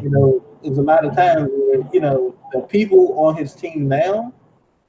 Every time it's like I don't got the money right now, but he's like you can Google him right now. He pop up as #1 motivational speaker, but 19, 20 years ago he wasn't this guy, but he got this team that he couldn't pay at first, but now he's able to pay him Hmm. and do things for them. Sometimes you gotta, people ain't willing. One of the problems with people sometimes when you focus on money, you so focused on it that you're not willing to make sacrifices for the money in the end because you want the money right now. And sometimes that's the You black mean people. like investing in a stock or something? I mean, investing in yourself sometimes. Sometimes you gotta invest in yourself and you ain't gonna have the money. And Yeah. sometimes investing in yourself means you gonna have to. It's gonna be a grind without the money. I just listened. I haven't sent it. I tried to send it y'all, but there was a podcast he just had of a Nigerian rapper named Toby. I'm trying to think. I don't know if y'all heard of him. Toby, nope. But I like the He name though. he they knew Toby for a while. Toby didn't want to rap. He was like a football basketball star, but he got hurt. So he wanted to try something different. He got Hmm. African parents, and the thing with African parents is that Doctor, doctor engineer, something like that. when he told him he was going to be a rapper, they kind of looked at him, but he's making big moves. But even then, there was times where he didn't have the money, but he made a way. Yeah. Some people, So I do see some of my friends out here like, oh, I'm not making money off him, so I'm not doing it. But sometimes getting out, you gotta get out there in a certain way and bring in the people. You want the people working for you that don't, they're not looking for the check right away. Because the people who are looking for the check right away are gonna leave you, then try to come back once you do make it. Right, that's true. So I mean, like the people, like the folks who like them, and then what's his name? The one they started the first video they had was people, people who take anime too serious. Oh, those YouTube guys. Yeah, I'm sure a lot of them didn't have money and stuff starting out, but he had a whole gang of people recording with him, and look at Yes, him yeah. now. I'm sure their YouTube channel is making some revenue. They Just started their own con. oh yeah, yeah. Just so They just so we talking about, I make sure we talking about the same people. We talking about those black guys, right? RDC Wear One. Yeah, yeah, okay. Real Dreamers Control the World, I think it stands for. Yeah, yeah, I know you're talking about. Yeah, and so money can't always be a motivator because No, you be chasing it all the time. like what I like though is I like the IT field because you can go to school for a very short period of time for that, like 6 months or something like that, or like a year. I was talking to somebody last night on PlayStation, and he was told how somebody has 5 master degrees in place work. Sometimes you don't need degrees. Don't get me wrong, but I'm just saying, if money is always your motivation, you might not always make it. Yeah, You said 5 master degrees? Yeah, but she didn't pay for. I think he said the most she paid was $25 because she had to put something down on something. I was about to say she loves school. You gotta love Well, school to get 5 well, masters. no, but sometimes when you take stuff and they coincide with each other, you probably not in school that long. Because sometimes like when you don't have to take like the same foundation class or general education no. again. How long do women go to school for nursing, Um, or whoever goes to school? Anybody can be a nurse, but yeah, It depends. Because I know my sister, she was in school for a while for nursing, but she learned a lot. And now that she graduated, she's has jobs as a nurse. So um, I might have to ask my older sister, which by the way is her birthday. So Autumn, if you ever see this, happy birthday, Autumn. Um, Mhm. she's probably partying somewhere, but she got, she got a job as a nurse, so I might have to ask her I when I I think I get know the somebody chance. that was a nurse too, but But yeah, what I was saying about the IT thing is IT thing. You go to school for like a year. Some programs is like 6 months. You can make money off of that, and then you can fund whatever your dream career or dream job is off of that. I think there's no better time than the present because, like I said, a lot of black entrepreneurship has been happening, and Mm. people has been really. It's been a lot of successful stories. So I feel like oh, even before the death of Nipsey, I've been seeing a lot of black entrepreneurship. So I feel like if we yeah. keep going along this way, we don't have to worry about going to the white man for the job anymore. We could just like hire our own. People, when that president candidate said that the black was gonna go away in 2053, you know, and you just mentioned the death of Nipsey. People, people been. I think people get he only 33, and there's other people his age doing the same thing. But he's just one of the first people highlighted because we've seen it death. Then that candidate about black people, welfare gonna be. I mean, money will be zero by 2053. I think it was all BS because remember we had Black Wall Street. It was burned down twice. Right. So this stuff has always been in our blood to do. We just gotta get back to it. Yeah. They've been keeping us from it. But But also the third thing about it, like going back to the trade y'all was talking about, like HVAC, like you said with IT, you could do that for a Like, year and you could just work on AC units at buildings and stuff. But the big thing about it is that a lot of black people, we're not sharing information or we're not helping each other. We it's a lot of people that go out there and they would get their stuff and they won't give a helping hand or anything like that. And I think that's something that we need to improve on. Mm-hmm. Yeah, I yeah. agree. To a degree that's correct. There's some that do it though, but it's not enough. Yeah, I agree with that too. Cause like for example, like Tony, he went to year for school at HVAC. If he like invest in a van and a bunch of tools, he could basically start his own business. And then he could like hire someone with not that much experience, but he could teach him how to do all the HVAC stuff, and then like he could grow his business that way as well. He can teach, So but he there still are ways like, can certificates. huh? What you So say? you still gotta go out and get them certifications. I said That's you still fine. gotta go get them certifications. That's fine, but at least he'll be aware. At least he'll know the job. It's kind of like on the job training if you Yeah. really look at it. And plus, you're there, like as long as you're there with him, you can consider that on the job training, and like he could put that on his resume and all that. I've seen people do it a lot. I feel like that's how the Latinos do it. Like someone's going to school for it, and then and then they like build houses with their cousins and all that other stuff, and like they'll go to work with their cousins. I'm pretty sure most of them don't even have certificates and all that, and they like have jobs because they support each other. So I feel like they've done it that way. Yeah, the training, the on the job training is real big more than anything, and that's how a lot of people get hired. Um, even for the nursing thing or the hospital aides and stuff, a lot of people won't hire you unless you have that experience. If you have a Yeah, but long experience there, you good. Like let's say HVAC, like people don't realize is that you could go on a Merlin website and fill out a certification for HVAC, and they'll mail it to you, and that could be your first cert. You ain't even gotta do shit. You just gotta hold on for a year for that bitch. And then like you really don't need no certs for real to work with HVAC unless you're working with refrigerant. But you can work on anybody AC or heating unit or boiler. Those are simple shit that you could work at an apartment complex that you only need a lot of certs for, but a lot of people don't know that shit. And I ain't know that shit until I went to school. And you making mad money doing that shit, double time, overtime. If you fixing something like an AC unit, a big ass AC unit, it take you 8 hours to get it fixed.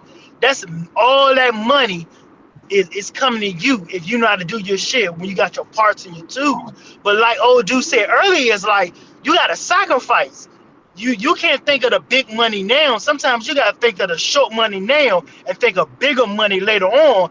Getting that on a job training. So if you get on job training for somebody, you making like $10 and $12 an hour, then you sacrifice for the bigger piece of the pie. That's how most businesses work, ain't it? Like but especially when you starting off a business, when you first starting off a business, you don't expect to be making big bank at the jump. you know, the same thing on that podcast. They talk about one guy. They call him the 9 to 5 millionaire.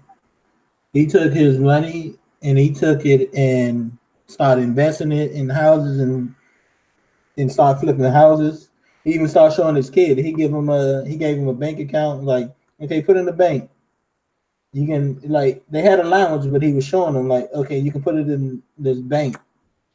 Then at the end, I give them the interest, which is like what, maybe 25 cents at the end of the month or whenever they accumulate. And then they start showing them invested it in the houses and flipping. But it's saying, sometimes people do got to use what they got right now to build the future. You got to use the money you got right now to build the future. But I don't think you still got to go to school, regardless how you look at it. Even if it's HVAC school or a college degree, you still got to go for it. And And though in the art field, I was told by one teacher was like one professor was like, make sure when you if you before we left, since our institute got shut down, and I heard him before, it's like make sure the degree you sign up for is a BFA and not a BA. BFA is basically on hands training for your field for art anyway. Oh yeah, at least in our field, we gotta do a lot of because I think one of my teachers, Sanev, she was like she did a lot of on the job training internship before even she got her degree. So, she, and I know a lot of those people in there, they got like masters and all that other stuff. So I know they know what they're talking about with degrees and trades and all that stuff. Yeah, but a lot of good on the job training is good because when you especially with any type of trade school, and I know old boy talking about he was IT, it's different from classwork and on a job work. Mm-hmm. It's different from book smart and hands on smart. You can read a book and answer questions at the end. But if you know how to actually do that shit with your hand, they'll look at that shit more than looking at the grades that's in your book or from your school or whatever. Mm-hmm. Also, kind of think about it. Charlemagne the God, he said it himself. He doesn't have no degree in audio or none of that stuff. He was just an intern looking for a job. So most of his career was based off on the job training. He doesn't even have a certificate for none of that stuff. So- And Another look where he's at another now. thing another thing is too is that when you do on the job training, you networking with people, you seeing people, you meeting people, people knowing you're a good worker. Word of mouth is bigger than anything. It's way bigger when you do on the job training. If you like, hey, I'll do this for $10 an hour. He's good. All right, let me go away and get him this job. He good as hell. Blah blah blah. Word of mouth. That's how you start meeting more people and interacting with new people, networking when you doing on the job training. Okay. Anybody else got something to say about that? Mm-hmm. No, No. Okay. So have y'all heard about? Yeah. Have y'all any of y'all seen the Loquisha trailer? What the fuck? I heard about it, but I haven't seen it. I heard people complaining and talking about it and giving their not I really think complaining, but giving their points of view on it. I heard about it. Isn't that where the guy, some white man, is dressed up And like a black woman for something? he's in a He's not black dressed woman. up as a He's in black her woman. body or something. Mm-mm. So the story is this white man who's good at his radio job, and he's trying to get this radio job, but a white man, he ends up not getting it. So he had this idea: what if I was a black woman? Would they give him a job? They gave him a test run as a black, so he impersonates a black woman, and he calls the black woman Loquisha, and it becomes a hit. And that's basically the premise of the movie of him having his radio show and his Loquisha and him giving advice as a black woman, and it just becomes really popular. And that's what a lot of people have a problem with that because it's like him basically being real stereotypical with the Loquisha character. Because when people picture her, they picture a loud black fat woman. Mm. So a lot of people have problems with that. So what you think? So what y'all think about that? I think you're right. I think that perspective they gave is right because they pretty much keep on giving a lot of black women these Hollywood roles, this loud, obnoxious, ancient mima. They look like a lot of times they look like ancient mima and stuff, roles, and it's just ridiculous. So what's the I, point of the movie? I know it's written by. I heard it was written by a black guy. I don't know if it's written by a black guy or not. It may be, but I know there's the black. They said the black people that worked on it, it was like they once didn't feel out of place or cringy about it. Hmm. So and I don't know. It did cause some stir about it. I do agree with Clarence because there's a lot of I think in this era a lot of black women trying to get away from that loud black mammy, the mammy, to I help. don't know if they are, but they should be if they aren't already.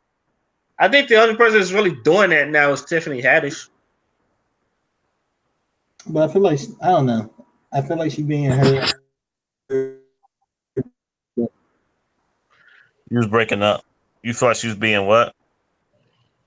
Her. Oh, you thought she was being No, her. Okay. I'm pretty sure that's her personality all the time. I don't I don't harp much on Tiffany Haddish because one, she's a comedian, and two, that's probably like you said, that's probably how she really is in real life and all the other stuff. Um, but as far as Loquisha goes, it's funny because when I look at that trailer, I want to watch it. It does make me want to watch the movie, but at the same time, I kind of get like black women why they angry at it, and a lot of it portrays on. Uh, First of all, it's really weird because the guy was like, I can't get no job, but if I was a minority, I would get the job. And a lot of black women feel like not a lot of black women are represented in movies. So I feel like that's a real oxymoron of a script. And That's what also, I was thinking when you described it. yeah, also people try to compare it to white chicks because it was like black dudes impersonating white girls in a movie and all that other stuff. And I don't think I could compare it to white But they chicks. never. I don't never. No, but they were just. I know I see white chicks. I never seen them trying to act like white girls. They would just make it. How I try to put the words because I feel like I'm about to fuck my words up. I don't feel like it's the same thing because he's actually impersonating a black woman, even trying to get down the mannerisms. They really wouldn't even do that. Well, like with white chicks, I think there was first of all with white chicks, there was a person impersonating a specific type of white woman, the Valley Rich girl. Mm. Like you knew, like with white chicks, you knew what type of white woman they was impersonating. It's not like the the goth white girl or the hillbilly white girl. Like you knew what specific type of white girl you were impersonating. Not like Loquisha. That's probably like the first thing he probably thought of when he was impersonating a black woman. Hey, so what do you think about Robert Downey Jr.? You played the black guy. But thing is, that movie's a parody. It's supposed to be a parody. And That movie that's might be a the parody too. I'm not parody, but it's probably a comedy. But Trump. he I wasn't mean, it's playing comedy. he wasn't playing a black guy. He was playing a white guy that was playing a black guy. That's how much that. You gotta look at the I'm movie. the dude disguised as a dude playing another dude. With Carpet Thunder, that was the humor that he like method like the method actor. He was so good that he could play anybody, and it would be like a box office seller. And like with that,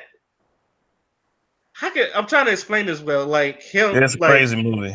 because he says it all the time. He stays in character until the DVD commentary comes out, and it's just I think the joke is him being that much of a method actor that he's so into his actor that he really becomes the guy. Mm-hmm. Like he really thought he was the black guy from 1970 in World War II. So he said it himself, I'm head to toe 1970s. Ain't no cell phones on me or nothing. So he was I think the humor in that was he was serious about his craft, not him playing a black guy. If that makes sense. Yeah, that makes sense.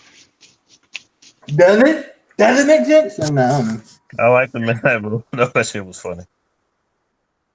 Yeah, and But you never go full retard, right, man? Never go full let's be retard. real, Robert Downey Jr. got away with it. That was technically Yeah, ain't nobody give a shit. I remember when I was in college when that shit came out. Ain't nobody complained or give a shit about that role if other than it anything, being funny.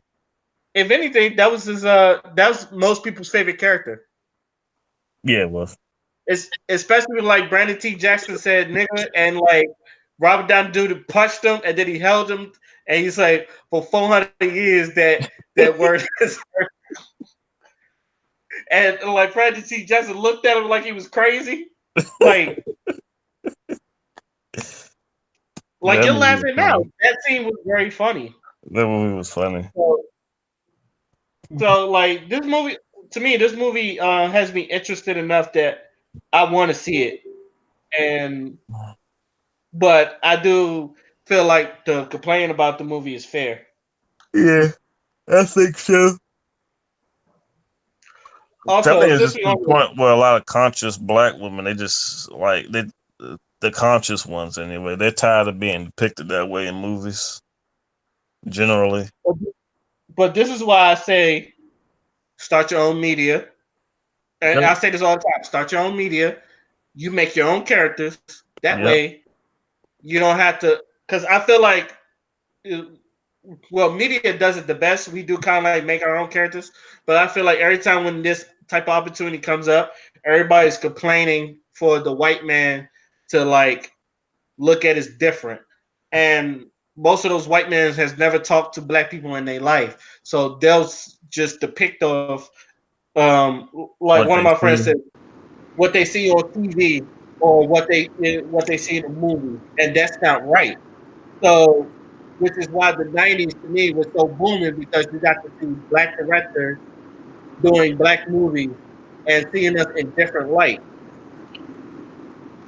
Hey, yo, I was on Facebook yesterday and I seen an old clip. Remember, if y'all seen the Dave Chappelle when he was talking to Oprah about how he was approached to wear a dress for Blue Street, and how they Yeah. was trying to tip him to do that, and he was saying like, why you gotta be famous to wear a dress? He was like, I don't want to wear a dress, I'm not wearing no goddamn dress. He said from the director to producer, all of them come to him about wearing a dress. And that's how I kind of feel like we need to That promote was, our own movies to get rid of the concept that, same thing with Chris Tucker, when he was like, I'm tired of being a dope fiend or a crackhead on drugs and shit. We the only people that can change that inside. Why we can't be rich? Why we can't be on top? Why we can't be like the black man in the movie all the goddamn time? Yeah, exactly. So this is why when people like, I want, and Idris Elba is one of my favorite actors. When people's like, it's unfair that Idris Elba is not playing Bond. Me, I'm just like, why don't we just make our own James Bond? Why don't you make your own And spy character? That's why would you make your own character, put Idris Elba in the fucking movie, and make him 100 times better than James Bond? Yeah, because I seen a meme was like, why he can't be James Bond, but white people can play Egyptian King. Because they like most of them run the movie theaters. To me, it's just like if you like have your own material, you can put out whatever the fuck you want. That's why Kevin whoever Hart has his own studio, and he put out Night School. whoever has the gold makes the rules. but also I do get I think I mentioned it before on here. The power of established characters, especially like in comics, you can having a black version of the character is not bad because that character all he has is his name. Yeah. That But character all has his name and legacy there. Now that we got one that's just this, what I'm saying? It works. I get both arguments. I didn't at first because I was like, why you just make it own? But when if you already got that title and name, but yeah, the problem is with that. Now you talking about like a legacy type character where someone passes down a mantle to another no, person I'm who just happens talking to about be the legacy of the character. Period. well, the problem with that is that when that movie is over, the the lore around the character is still them as a white or whatever it was, whatever they were beforehand. Like when they made Wally West black, he went white. He went right back to being white again because that's where the character's history and lore is at. Mm. Wally West, Human Torch, he's back to being depicted as a white blonde kid with a little attitude. That once part where he was black didn't really do much for the character to change the character's role. The only character that really worked on was Nick Fury, Nick Fury. really. Yeah. But it don't work for most, Mm. and that's because Nick Fury is a character that people didn't really know about like that anyway. Unless you were like a hardcore comic book fan, people really didn't really know about a lot about Nick Fury if they knew him at all, really. So that's why it worked for him. But a big character like Bruce Wayne, Superman, 007 is probably more the same. It probably can work though. I still think it can work, but I get what you're saying. But I still think it can work, lesser known or not. It's just that you have to do just not one story of it. Yeah, but that's. I mean, Spider-Man is kind of like that because Miles Morales is Spider-Man, but at the same time, he's It's Miles not Peter though. Morales. So Yeah, he's not Peter. Like if yeah. Peter Parker, I say this all the time. If they made Peter Parker black, I would have had a problem with it I would because too. I don't want a black. Sometimes I don't want a black version of Peter Parker or a black version of Bruce Wayne. Now, the thing what they did was okay. We have another Spider-Man, someone that can take Peter Parker's place on Miles Morales. That worked. I feel like if you do that, because like you said, Spider-Man is just a name, but everybody's always delved into the character inside Spider-Man, which is Peter Parker and Miles Morales. And his depressing If you life. like there's been like what 4 Batmans? There 4 was Batmans? 4 Robins.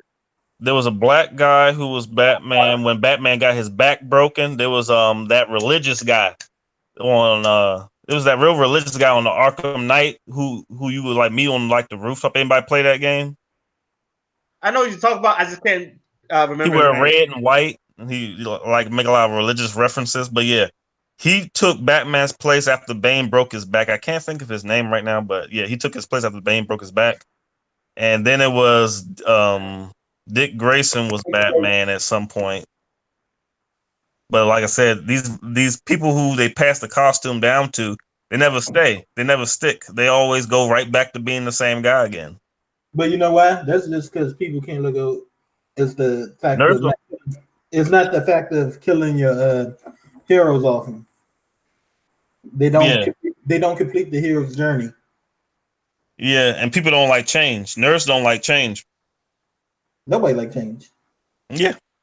That's why I think Star Wars got attacked. But I noticed though is that casual fans don't mind change so much. But if you get one of those hardcore fans, like for example, you got the people who've been following the comic book version of the character since who knows how long, but then you got people who just got into it recently now that it's become a movie. The people who they may have kind of known about it before it became a movie, but now that it's like a series of movies, they're way more into it than they before. They don't mind the character changing genders, races, or anything like that, or even having their costume totally out of whack. But the people who've been fans for the long haul, who've been fans since before the movies or before they stopped becoming mainstream, they don't like that shit. They never like it. They never like that shit.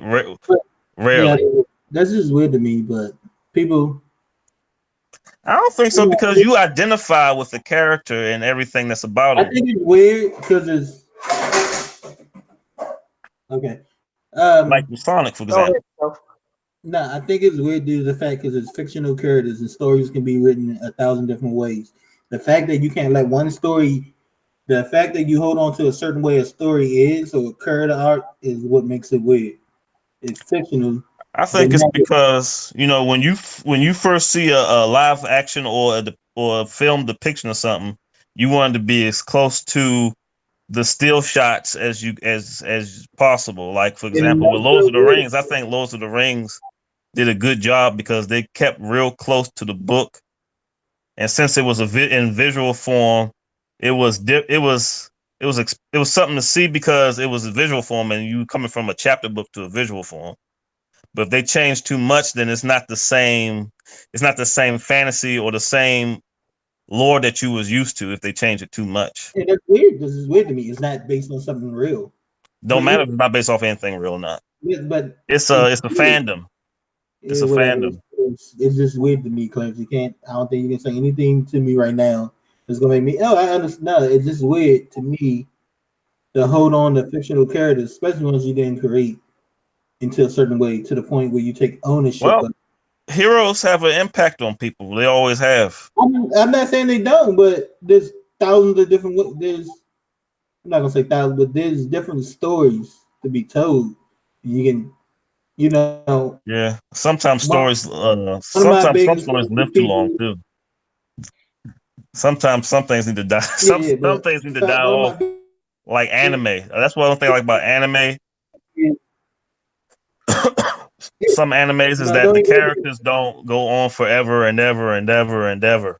They I cut the Well, mean, story no, I off. like all good things. All good things gotta come to the end. But one of my Yeah. things is people, original story. Mhm. People don't think stuff is original when it is. You can take the idea of something, but the way you convey that idea, or Mhm. take a new take on characters, is an original idea. It's just using the same characters. I don't know, and some people don't see that, but when it is Like Heath Ledger's Joker. that, I no, think it well, works. I I think it mean works well more. for Power Rangers. I mean more well for yeah, Power Rangers one because it's the same idea, just it's different every time we watch it. I mean from Super Sentai, but no, I mean far as like you seen that fan made Will Smith trailer? Fan made Uh, Will Smith trailer. You talking about Fresh, Bel Air? yeah, not Will Smith, Fresh Prince. No, I didn't see that. It's Mm-mm. a real good trailer. Actually, it's a really, really It's fucking so good good trailer. that Will Smith said something about it. But if Will Smith actually interviewed him. huh? Will Smith actually interviewed him. Yeah, that's what I'm saying. It caught that much attention. But what I was saying is, what I was getting at, like you watched that trailer, it's an original idea based on something that's already been out there. It's a retake on a I concept. gotta see it. But that But will, at the same time, it's not like Will was white. yeah, It's just the only thing with this one. This one's a more of a dramatic take, yeah, and I think that's the fresh part about it. yeah. That's what I'm saying. That Oh, new I idea. don't mind stuff like that at all. Yeah, but I'm Yeah, saying, stuff like that. as far as change, people think when they change anything, it's not the same thing no more. I mean, there's a complete change. Like I like the Sabrina Netflix special. I don't know if any of y'all saw it, but I heard it's quite dark. yeah, I like that. But actually, it's a book too. It's a book. It's based off of a book series where it told it in more of a horror. It was Archie's horror stories. Yeah, I seen. I'm caught up on the Sabrina. I love that. I like it. I Yeah, seen. I said I'm on. I got like 4 more episodes of season 2 to look at, but it's real, yeah, real good. yeah. Like It just I, takes. Matter of fact, Tony was the one that told me about it. It's just different takes, fresh ideas, and people act like that's not new. I mean, and I well, don't when know how people would want to watch a movie knowing what's going to happen. It's kind of boring to me. yeah, yeah, yeah, yeah. That's why it's weird to me. I like seeing it happen in a like it depends on the original form that it came in. Like if it was in like a book, I don't mind seeing it in live action and it's still knowing the story, but seeing it unfold in real time live action, that's that's what makes it worth seeing to me. Like, But if even it's like a cartoon, if it's like a cartoon, which is a visual thing, but it's being adapted into a movie, then yeah, you might have to change. You might have to change some script up to make it a little bit more interesting. But you got to change up the when it goes from book to screen. You got to change. sometimes, You got to change the book up sometimes too. There's, I think who was it? Because I didn't really get to watch the Lord of the Rings movie because I always fell asleep trying to watch them. But my aunt, the one that passed, she was really into Lord of the Rings, and she was reading a book, and she got confused because I think she read the books after she saw the movies, Hmm. and she was confused because people weren't saying the same. They say things were being said that weren't uh, being things were being said by different people than what Hmm. was said in the book, and that's always been changed. So things change, and there's nothing wrong with it. I'm just saying I think it's weird to hold on attachment to fictional But they characters. still but they still depict the characters in the same way though, Hmm. with Lord of the Rings in particular. Like you gotta keep to the characters look because a lot of times these characters are identifiable by their look. Actually, real for real, for real. That's how you get to sell all these toys and lunch boxes and all this stuff, all these paraphernalia, because the character's identifiable by their look mostly. When you buy a bus of the character, you don't. A lot of time you buy a bus of a character because you like how that character looks. It might be your favorite character, but you all. Matter of fact, with comic books, when I look at the cover and I see the character on it, that's what catches my attention in the first place. Then I open the book and I see that oh, they got some good plot going on here. They got some good scenarios happening. So, all right. This is probably gonna be the last topic. Y'all heard about Steve Harvey losing like two of his jobs to white women? Yeah, I heard about that. Um, a lot of it's funny because a lot of people when he was doing that, a lot of people was like tagging Monique in it, and most people think of this as like karma for what he said to Monique and all that other stuff. Because not only him, Lee Daniels also lost his job, and like a lot of people was thinking that Monique was going to be excited about that or have this "I told you so" attitude, or like I said, karma. So, what do y'all think about Steve Harvey losing his jobs? What job did he lose? His talk show, and he had another show called Steve Harvey's Little Big Shots, where um, like you remember Figure It Out? Nope. It sounds familiar. It's basically like these kids how they go on the show, they show off this talent. It's basically like Figure It Out without actually guessing their talent. Hmm. So he lost Little Big Shots to Melissa McCarthy, and his daytime talk show. He's being replaced by Kelly Clarkson. I wonder what the reasons for. I don't know. Um, there's Do a he still got Family Feud? he still got Family Feud. I don't I don't think they're gonna replace him on Family Feud anytime soon. But I think the reason why they said because he was he started in 2012, so he had a 5 year contract.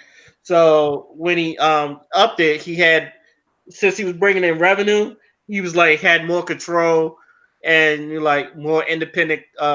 He had more control over his show, and he was getting more money and more revenue and more stock in it. And I think that's why they let him go because he, to me, he was making too much money, and the white man didn't like that. To me, I mean, I don't know. I don't know how to feel because, but I feel like Steven bounced back. So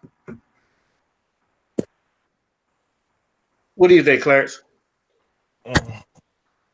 Uh, I don't know enough about to think too much about it for real. I have listened to some stuff about it earlier, but I think he going, but he'll be alright. He'll bounce back. He got his hands in a lot of different things. As to why he lost the show, now you say, do you know how he lost the show exactly? You say he lost it to some white women. How did that happen? They just wanted to go in a different route. That's what the producers were saying. They just want to go in a different route. No, I don't know. What about you, Tony? What you think? I think they just trying to do the woman route. That's what I think they doing. They're trying to bring in more views for the woman route. Cause everything's going on with the woman empowerment. I think they really don't have nothing with Steve Harvey. I think that they just bringing in more women because that's what's popular right now. Yo, that's genius. I didn't think of that, but that's that's exactly probably what it is. And I have, Steve Harvey had that show for a long ass time. You know what I'm saying? They and was just wanted consistent something different. because it's not And like the show was doing bad. The show was consistently good. yeah, but You they mean probably in wanted ratings and something views? different. Hmm? It was doing good in views.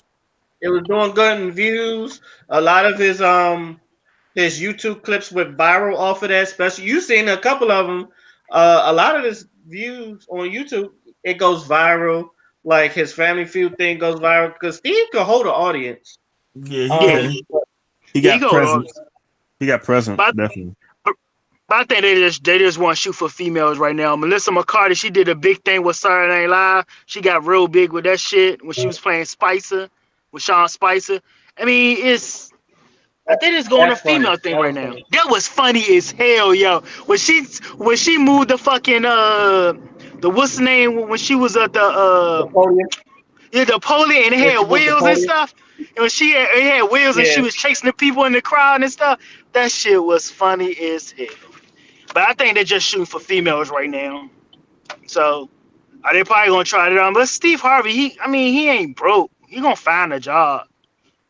He like He he been like working hard. He gonna Shaq. find something.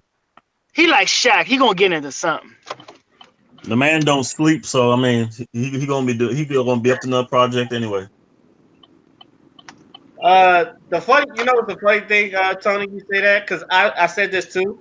I said there's an awful lot of fat white women on TV lately, and Body acceptance. I guess Yes, so and because which is good. Which is good because I think Yeah. they always go. I mean, they going on us. We didn't care for too much for skinny girls. We like girls with meat. And they didn't like that shit. And then social Who's they? media, that's a good white people. Oh, okay, white people. Okay. I'm Like gonna like say I was skinny gonna ask. skinny girls that weigh like a feather and shit. Like, black men love up white women. You know that. you need some ass or something. I ain't trying to lay on no penny. You know what I'm saying? It's Hey, let them brothers be like him like that. They do, but you got this persona they always push her like on movies and TV and commercials and stuff and music. Now it's like I don't gotta be skinny. Another thing I is bet about the modeling. The other thing about the modeling thing is that now that you gotta be a certain weight and you gotta pass a physical exam to make sure you not by what's that shit when you not eating what's that word again? Anemic? No, no, Yeah, no. yeah, Not anemic. bulimic. Bulimic. Bulimic. Yeah, That's what I bulimic. said. yeah. I said bulimic. Yeah, bulimic. So now they accepting thick females. It's thick females in Sports Illustrated. It's thick females everywhere. Is accepting the thick people. You don't gotta be the skinny girl to get the job or whatever. Which I think is still kind of good though. I don't think nobody mad at dummy thick though. You talking about like BBW or something? Yeah, Well, I'm it doesn't matter. If you ain't got no neck and you ain't got no ankles, if you happy, I'm happy. You know what I'm saying? As long as your health is straight. You know what I'm saying? It's just that you tired of the skinny female with the strong cheekbone and shit, and with the pointy fucking shoulder blades and shit. That shit not cool. Nobody really like that shit. The designing women shit.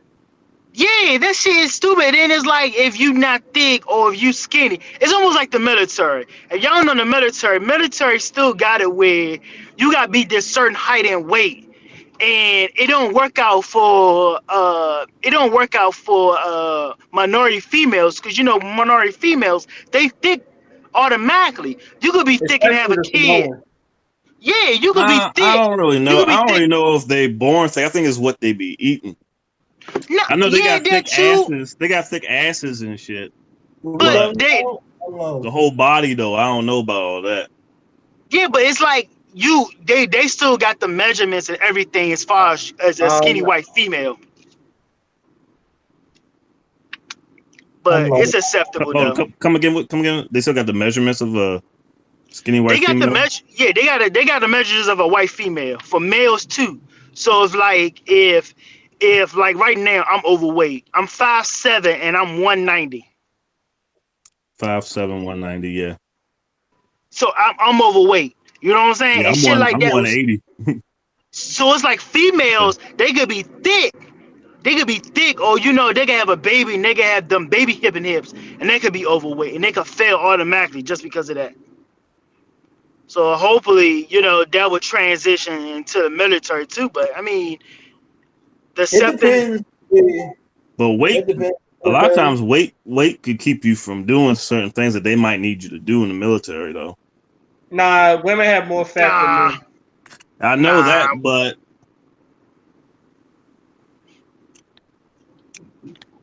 There's there's not, and I would say this: there's so not much holding the females don't weight back in the sometimes military. affect endurance.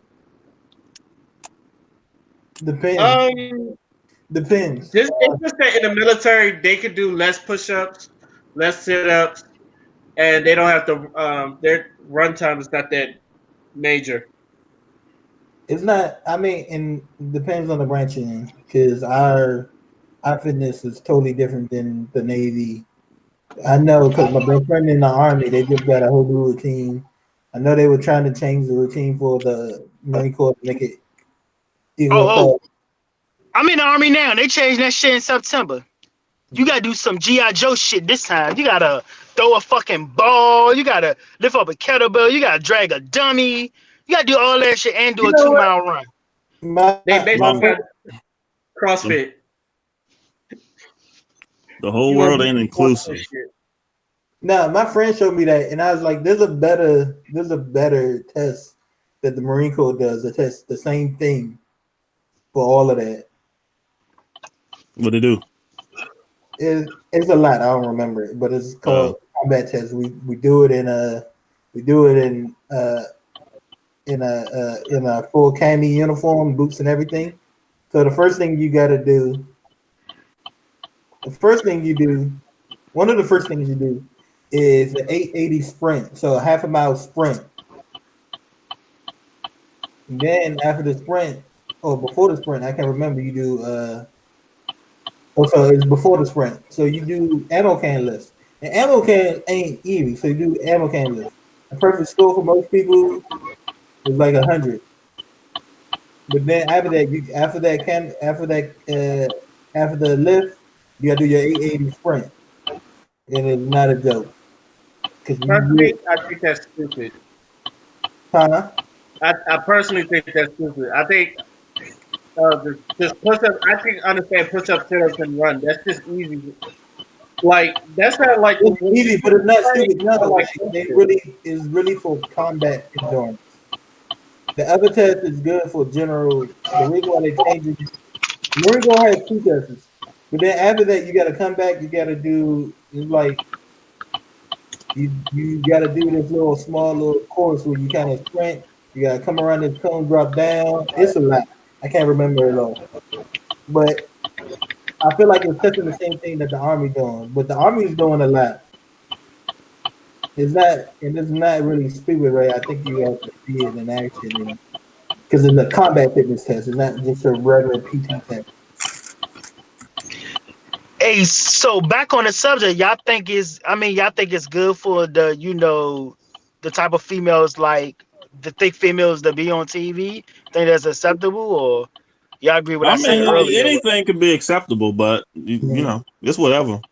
To me, as long as you're funny, uh, Yeah, uh, it depends more on your presence Melissa on Mc- Yeah, TV. I think the mic skills is got to be good because you're not always got to be funny. I mean, you got to be able to get my You attention on gotta the mic and the have crowd and everything. personality. yeah, because like Melissa McCarthy, I could totally see Miss Melissa McCarthy like doing a show because she's funny and she's been on TV before. Like the Mike and Molly was like pretty good, and like you said, her Spicer, that shit is on point. It's like one of the funniest stuff. Spicer Yes, is one of the funniest stuff I've seen in years. if Kelly y'all never Clarkson, if y'all never seen that shit, go see that shit on YouTube. That shit is funny as fuck. it's hella funny. But Kelly Clarkson, that's a shot in the dark to me because to me she's only known for your girl Turner But said turn Blake off again. but you know they Oh had shit. they had fat women on TV before the fat acceptance movement. I They know had Rosie. They had the Rosie O'Donnell and Roseanne Barr or whatever her last name was. Roseanne Barr. Yeah, and I don't know, probably some other ones too. I just can't remember right now. But yeah, Yeah, but it wasn't that many. It wasn't that many though compared to it is right now, in movies and shit. movies. I still see a Wait, lot of sexy. I still see a lot of sexy bitches on movies nowadays. what's Still, what's that ugly chick that was on Ocean 11? I think she with the white joint, the little funny looking white joint. yeah, Rebel but Wilson. it's a she had her own TV show too. Is she Arabic or is she Indian or something like that? Oh, Indian? Oh, I don't know. I don't know who Yeah, you're talking about then. If I know you you Indian. probably she was in that movie with Oprah. She was in that movie. yeah, she was in that movie with Oprah. What's that movie with the A black girl with Wrinkle the in Time. glasses? She looking for a father. A Wrinkle in Time. Yeah, right there you go. Hmm. What is her name? What is her Scarlett name? Johansson play like every goddamn character on movies. I swear to goodness. Yeah. I see her in most movies. See now they need a thick female superhero now. Oh Lord, no. Like, what do you mean by thick? That's What do you mean by thick? Though, hold on. I might be down for that, depending on what type of thick you talking about. like Rebel Wilson. Did you, You know, Oh, I don't be knowing Mindy. celebrities' names like Mindy that. Kaling. Huh? The Indian chick Tony was talking about. Her name is Mindy. yeah, the Mindy Show. She had that Yeah. joint on Fox called the I'm Mindy gonna Show. Google it. I'm gonna Google it real quick because I don't think I know that person. Hold on. Oh, beautiful. Oh God. Did y'all see Shazam already? No. Not yet. Oh, I was gonna tell you about a thick chick on there, but never mind. Her name is Mindy. What? Mindy Kaling. Kaling. Let's see this chick. Nope. Nope. She had her own. This hey, she another. could come. Hey, she could come save you, man. Yeah. There's another She one. Her gonna name save me is Rebel from my Wilson. fried chicken. Say no. You've heard of Rebel Wilson? Wow. Hey, Clarence, you heard of Rebel Wilson? Rebel Wilson. She Rebel, played in that movie where they making music without no music or some shit. something like that. Look her up. Oh, yeah, I know that chick. She's in that singing that movie where they be Yeah, singing and shit. yeah, that's what I was saying, like singing without the instruments and shit. Yeah, Yeah, they she do is have a getting fat. They do have a fat female. See, y'all be calling it thick. You call it what it is, because y'all be confusing me with it. Because back in my day, we used to call the dummy thick joints thick. That was thick, and what y'all calling now, we called fat, and y'all Oh, calling that's it thick fat. now. Oh, that's So I'm fat. confused. Oh, that's fat. Kelly Carson on Limits fat. I'm 30, 90s baby. And that's what we used He's to. joking. He's joking. He's I'm joking, 40. Clarence. I'm 40. Who's joking? No, I was really. I mean, No, I was fucking. oh, you really? I didn't know how old he was. Mm-hmm. What the fuck? I thought you knew. He said it a couple times. So Who? what? Clarence. Did I? Did he? Yeah. No. But yeah, back in my day, we used to call them dummy thick joints. The ones that they call dummy thick now. Those were just thick back then. Now y'all calling everybody who's above 200 pounds. Anybody 200 pounds. who's above 150 pounds is thick now. 150 pounds. 150, 140 to be I mean, it depends on how If you're short. depends on the height though. the height and how they carry their body weight. And the muscle, if it's muscle, if it's fat, whatever, you know. Some are, nice thick, and some are like I call them both thick and fat. You know what I'm saying? They got They both PH and the SAT. Fuck you talking about? Fat. Some girls are mixed with both. I don't know. I gotta see y'all talking about. Now, white people on the other hand, there was a girl, a Marine I knew.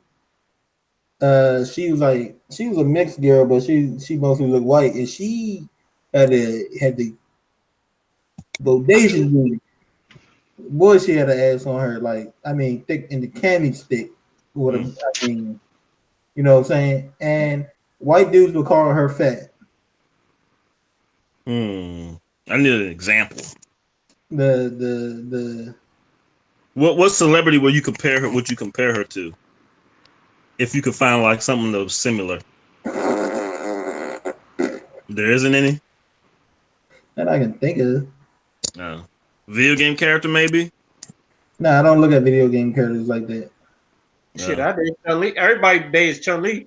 Everybody made Chun-Li, Tifa, and some other characters. I don't know. I don't get hyped off. Masha Nui. Oh yeah. I don't get hyped off. Animated titties. I mean, you can see a character's body shape. Yeah, I think most Instagram women try to look like Chun-Li. Who? I think most Instagram women look like Chun-Li, or they try to have the Chun-Li. But I don't know how real those Instagram joints be though. Why we always gotta assume that they fake though? Why I think it's always got. No, I know. I never said they was fake. I just said some of them tried to have that. I didn't say you. Did I say you, Ray? Did I fucking say you? God. I just don't know because there's a lot of fake shit on the internet. It could be real, but it might not be. Well, you know what? You can't even tell. Sometimes you can't tell. You know why? But it's just. I remember Marine got her. She got a boob job in the Marine Corps, and she didn't hide it. And knowing they were fake, I was still looking. It was like, damn, them thing, it don't really matter. People are like, oh, it's fake though. You don't really care. You think you care. Now, if it pop on you, then you care. I felt a fake boob before. It feels weird. Yeah, I don't like it. No, I'm saying looking at them until you touch them. I mean, looking at them is cool, but some of them, they be cockeyed. You ever seen a cockeyed fake boob? That stuff. I'm at the point where I don't even like watching porn stars that got fake tits. You know who got fake tits? Who? As a porn star, but hers wasn't that big. Who? Because I seen her in the thing. She said she got a boob job. Well, reasonable boob jobs, but them joints that's like obviously fake. Don't like those. Are you watching the white girl porn? They be having Yep.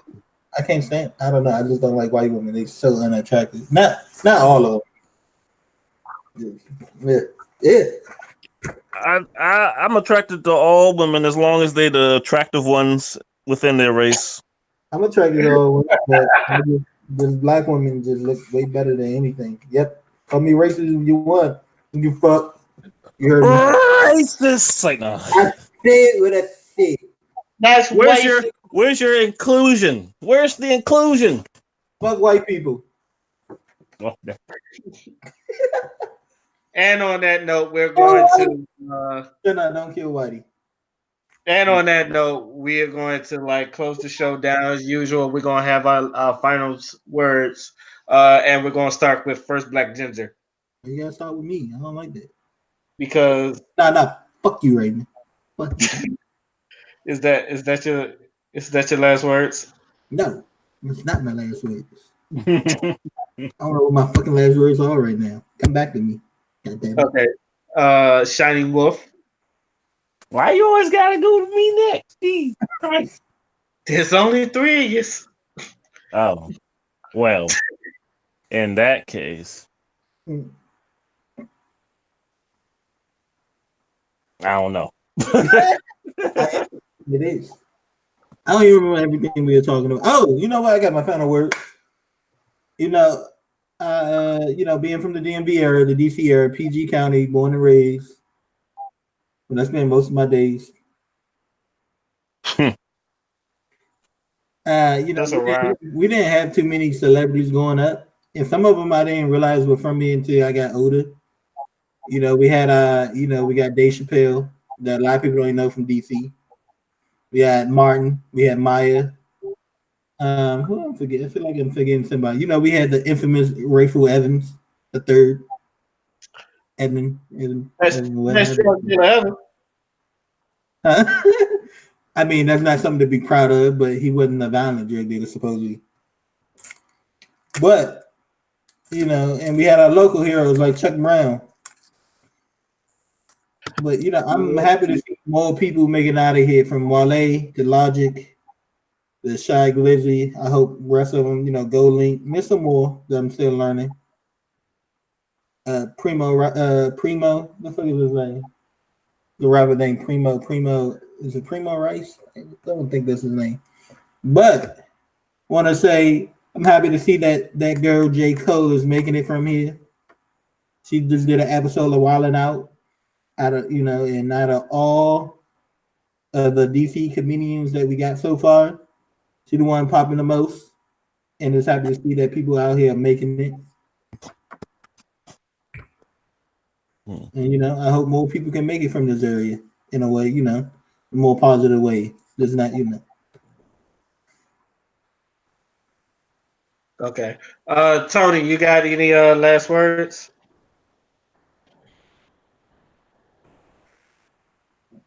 Tony? I think he went out and did his job. Yeah. I got a few last words. I think that'll be more powerful. Like, I think changing the character into a black character can be like a start to kind of get the idea of black heroes out there. But I think it'll be more power. It'll be more power and more influential for black people to start their own characters to become legacies down the line. That's way more effective than changing a legacy character or making another spin-off of a legacy character.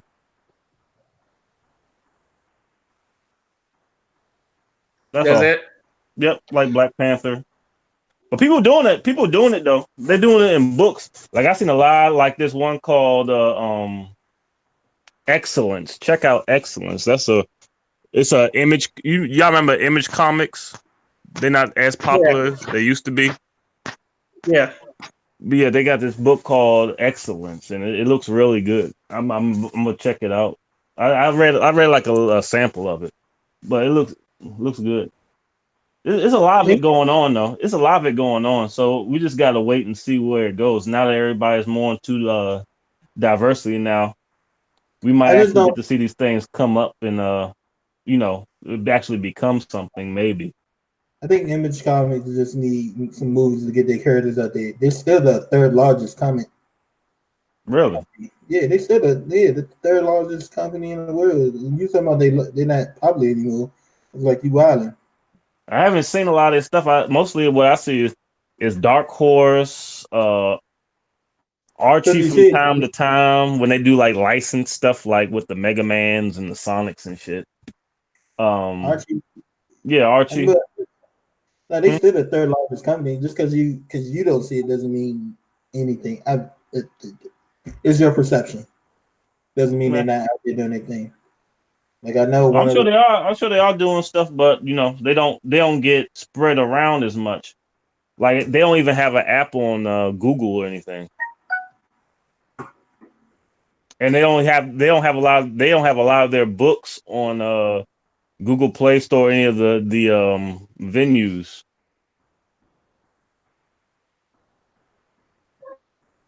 But they did start Spawn and Savage Dragon. That's his name. Mm-hmm. Savage Dragon and some other stuff. I think one of the things with Image Comics is the creators tend to have a lot more control over their work than you would at DC and Marvel. Yeah, right. I could see that. But speaking of, I met a bunch of like comic book writers, black comic book writers at different cons. One is named Eric M. Cooper. He has a like a little novel of a black hero called Night Seeker, like a night. I have his book. I have that book. Which one? Let me see. And I got the third one. He told me don't worry about the last two. Hold on, what's it called? Night Seeker. Night Seeker. Oh, I met him. Yeah, I met him too. I think we was at the same con when I bought his book. I met him Yeah, at we two different cons. I had to do a video project. I think the first con I met him at was Awesome Con. Yeah, that's where we met him at. Honestly, I think we was all at that same convention. I think it was when I first saw you again, Ray. I think you're right. Yeah, I think it was the number. I think it was Because his number one, but I can't really find the book right now, and it's been a minute since I read it. Yeah.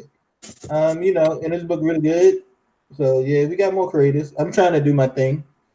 I went graphic design, but this is for other reasons. But that way I can have a job and work on my comic. Right. Ooh, freaking she look good. Well, yeah, I like seeing what the brothers and sisters is doing out here with the comic book thing and creating their own stories. I just hope they keep on doing it. I see there's this one that's getting made into an anime or animation anyway, not necessarily anime, but animation. Turn you into an animation. There's two of them that's being made into animation actually.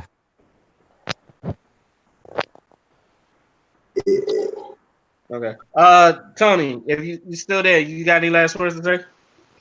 Yes. Hey, yesterday seen a trailer for Watchmen. Can't wait for that shit to come out. That's it. I'm waiting for the I'm waiting for the It Part 2 to come out. What you talking about?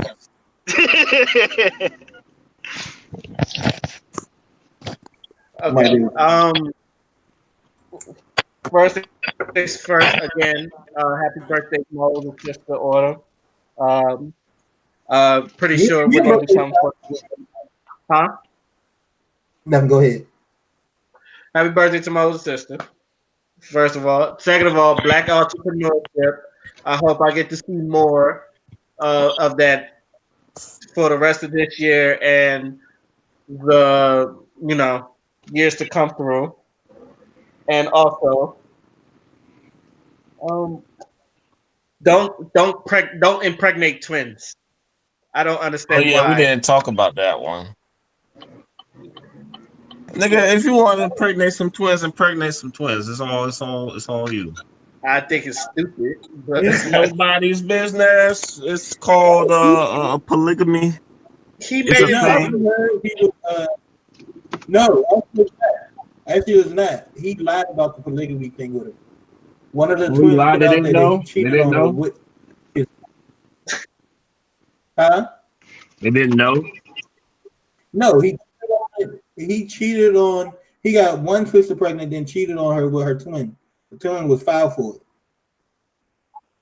It wasn't polygamy like it first came out. No, then why they cool with it then? They weren't. You not hear me? They cool. I think they cool with it now because he's like chilling with both of them. They kissed it. They kissed him. They took a picture of it and stuff. He's got interviews. They're like cool with it. Yeah. But I heard he lied about it. No, you're right. He did lie about it. Oh. They probably end up accepting it because one of them can't get an abortion. To her, it was a little too late. Like the baby was due. So I don't know. Oh yeah, that was going to my other final word. Women there really should be women on the council to talk about this abortion bill since it really is women's bodies and it should be their choice. Oh, wait. Someone that's pro-choice. Go ahead. I just thought about it. I'm about to say You asked me to give you 3 things. I got 2 for you. I'm about to get back with the third one about the men patriarchy thing. And there's just some stories of women. One is this thing now. We don't got our bodies regulated. That's how we still benefit from man privilege. And the other thing is because we don't have babies. Yeah, but I mean the same, that's how we. If we did, we'd probably be regulated. But like I said, with men, that's one of the things we have for man privilege. And the Yeah, we other don't gotta worry about the pregnancy thing at all. Anything that come with it. and the other thing is, Child support. and the other thing is another one is the sale. Is Oh yeah, Raymond. the Yeah, sale child support. the sale tax is the sale tax on is the sale tax You on talking about being the a pink woman. tax? Yeah, the pink tax. There we go. I can't think of what it was called. Thank you. And Yeah. the last one is just women encounter with men and how men just disregard their feelings when it's towards them that Hey, they're yeah, women. we Hold gotta talk on. about that. We gotta talk about that Hey, pink tax. I just heard. But do you know why that pink hey, tax hey, exists though? hey, hey, Yeah, hey, I read some of it. I read some of it, and I seen it on YouTube or something like that. But we my need guy, to talk my about that guy, shit. my guy. Hey, Antoine, one day, one day, my guy. Because I read that Hey, the Clarence, pink hey, let me finish. God damn it. barely. And the third thing I was going with before we interrupted, I love my black brothers, but damn, uh, it's just the experience some women go through when they're like, are experts in certain fields, but since it's supposedly God thing that they don't know nothing. My friend Ellie working at GameStop, how dudes would ignore her because she a girl, don't think she knows what she talking about with games. But lucky she worked with her other friend. She will ask the guy, "Hey, what are you looking for? Can I help you?" And he'll go to another, he'll go to a dude's associate and start asking them about stuff. And one of our friends will actually send the guys back towards her, or women in sports, women sports. Now, And yeah. Now that's a real one. That one right there, that's a real one. The no, other one is the gamer thing is and the the real pregnancy one. one. And the pregnancy one, that's the real one too. The gamer thing is a real one because I've seen women. I know That's women, what I'm saying. That's a real one. That's what I'm saying. but in sports, that's why I got with you when you asked me that. Yeah. But don't get me wrong, I still think there's some woman privilege out there. Yeah, because people don't take when it comes to like things that are traditionally men's hobbies. When women talk about them, they don't take them seriously. Hmm. They don't take them But Hey, seriously. They kind of did you question what do they really know about it. Are they just really saying that just to trying to get at you or come off as interesting to you? But I feel like did we do that to men. hmm? Who? I feel like we do that same shit to men. Especially if Not. I, I don't especially really. look, not on I the know level of some dudes that Ooh, like if they ooh. don't know Yeah. shit about much, but they try to like go with the conversation to fit in. I know a couple Raymond, people like that. Raymond, you're right because there be guys at work that because nerd culture is cool now, they try to act like they know a lot of shit about anime, but they don't really know too much. They just know like the mainstream I'm shit, saying that's like the Dragon thing. Ball and One Piece, or maybe Naruto or some shit. We're But gonna they're do that not in one. really into it, I not come to up the same degree also. as I am, or But people I know I are. mean, and it also the also thing is comes like like the sportscasters, the people, women with journalist degrees, or play these sports, and there's some man trying to argue with them who doesn't have the same credentials. Well, I mean, you could argue with anybody, but yeah, you argue with anybody. Like you have it like a basketball argument. How many times like Stephen A. Smith have told Skip Bayless, you don't know a damn thing about basketball. Like he's not Mhm. like we do it to regular like the thing is we do it to But we do women are, it all the time. but dudes would sit there. Most dudes would sit there and argue with a man. They just totally disregard women. I mm, don't think mm, that's a mm, guard. I But don't know. I would say this. We'll get, if a woman knows her thing, we'll look at it as like, oh wow. But Ray, you If have a to. woman, Ray, you I, have to. no, that's the most. We're thrown off. But once you yeah, know that she knows her shit, we Ray, give you're the talking same about yourself recognition. again. You do this a lot. You talking about What? yourself again. you talk You, about What? what? No, this is not about no. This is not no, about you're the talking show. about from your perspective again. I feel This like is not from my. This is not from my perspective no, because but you said when we go, whoa, I know a lot of dudes that don't do that. I've seen a lot of dudes that don't do that, and you shouldn't have that to don't go, do. whoa, when a girl just, oh, okay, you know your thing. No, I'm just saying, I've seen more women totally disregard for anything that's considered not supposed to be feminine or male. I mean, woman hobbies. Wait, say that again. I lost my breath. Hold up.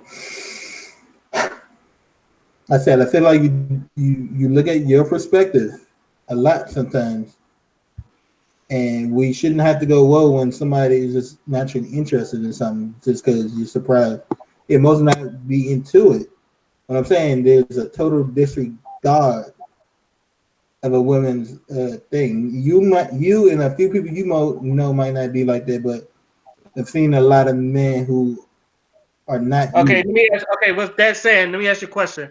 How No, well do you know about how much do you know about weaves? not nothing.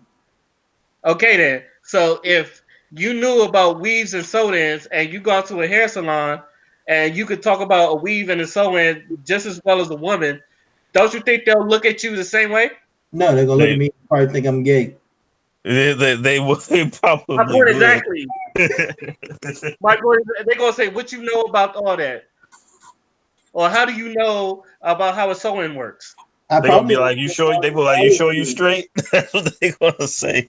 Right, you throw them off, and then once you Mhm. like see that you're straight and you know about it, they go, "Oh wow, you know stuff about it." That is but just equivalent.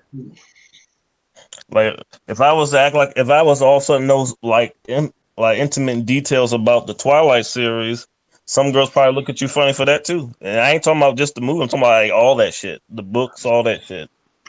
Now, here's the thing about men is just Huh? that if we don't really know, like I don't know much about Naruto, right? So if y'all have a conversation about Naruto, and y'all ask me, I'm gonna actually admit to you, like I don't know that much about Naruto. Hmm. That's the only thing about men is that we will admit that we don't have that much information on a certain thing. Where most women they'll just kind of like roll with it. They kind of no, that's why a lot of times when you be in in the conversations with them or in a group conversation about and y'all be talking about anime or games or whatever, they kind of make vague comments or they sit there quiet for most of the time. Like most Naruto fans, like I've had conversation with Naruto fans, and me and them knowing me that I don't know much, they get real deep into it. Like especially like during like the Great War, which I honestly have no clue about, but like they'll tell you and they'll get in deep information. They'll go real deep, and I think most of the women their anger is like some of them don't know as much as most men do. but to get to Like, my point, I don't go think ahead, I'm falling asleep. go But ahead. just to get to my point, I picked hobbies, but I'm sure on a more level, more serious level, that women are being disregarded for that. And I think sometimes, even being in I go back to the military. I find women feeling that they had to prove themselves a lot more in the military because of the type of men that we had in there. Yeah, yeah. Like I said, in male spaces, it definitely happens a lot. Spaces that's traditionally male. Mm.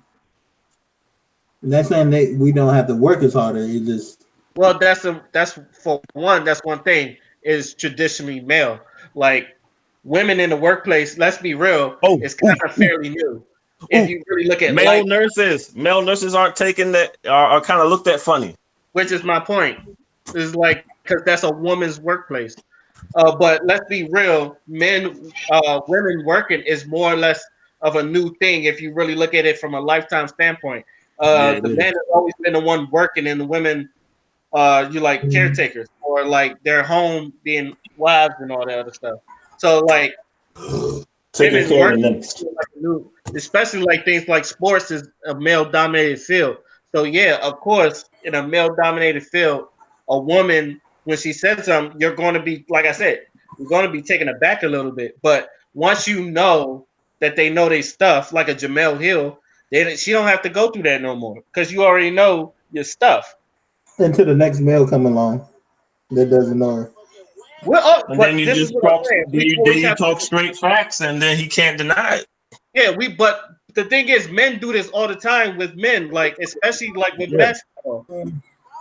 Like when, especially like talking like a Jordan and LeBron argument is like the testament of time of someone don't know in basketball, or especially like um Let's say if I said LeBron James is like my personal opinion, LeBron James is the worst player of all times, and someone asked me why, and I don't have the stats to back it up, and someone could tell me like LeBron has done this, and this, and they're just schooling me on basketball knowledge that I don't have know about, and then they could say you don't know basketball. We do this all the time. Men are competitive that way. It's just not that we don't disregard them.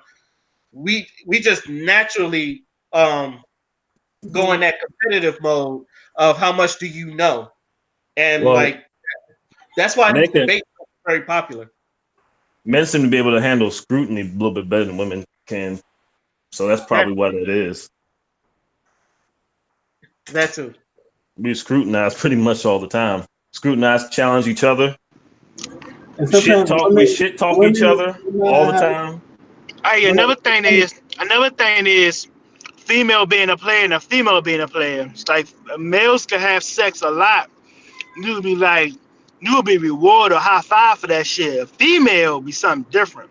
Oh, I can explain that right there. I can explain that easy. Are you about to do the keyhole? Is this the No, keyhole that, now? no, not the keyhole. That's stupid. For one, Go females ahead. can get sex from men easily. Easily. Most men can't. Go yeah, back to the statistics that was brought up earlier.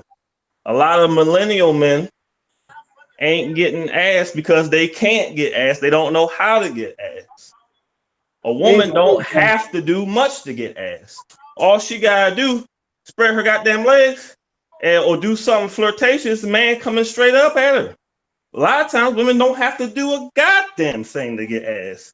They can they go out with no makeup, sweatpants on, holes in their sweatpants, and niggas is still trying to get at them. So it's no challenge for a woman to get a lot of sex. It that's is, on the other hand, a challenge. It is, on the other hand, a challenge for certain men to get sex at all. That's why you got these incels and shit out here. them incels don't not. Well, you just said that they don't know how to speak to women. They don't have the game, but a lot of women don't need to have game to get sex. Men walk up to these women randomly. Mm. Ugly bitches get sex. Fucking joints be like, who fucked this bitch? Get sex and they have kids. But they gotta be So you bitches. can't tell me that that it's the same. It's not the same. It's a different experience altogether. But they gotta be bitches, Clarence. Because I'm serious right now. Making a serious point. And that's how I get when I'm making serious points. Bitches ain't shit, but hoes and tricks. Bitches ain't Lick shit. all these nuts Are and you suck are a you dick. are you talking from experience? Cause you kind of amp. Oh Nah, my yeah. man gets it. That's real He gets talk though. That's how the game works, baby. That's how the game works. It's a numbers game. Every woman ain't gonna accept you. You gotta play the numbers game. One joint say no or don't give you play, you go to the next one. On to the next one. That goes for chads and studs and all that shit. Everybody ain't winning automatically. That's not how it works. Back to your final thoughts, Ray, before we keep carrying on. Man, we just pushed like what 30 more minutes out of a topic. Right. So peace, love, and positivity, as Logic would say. Mhm.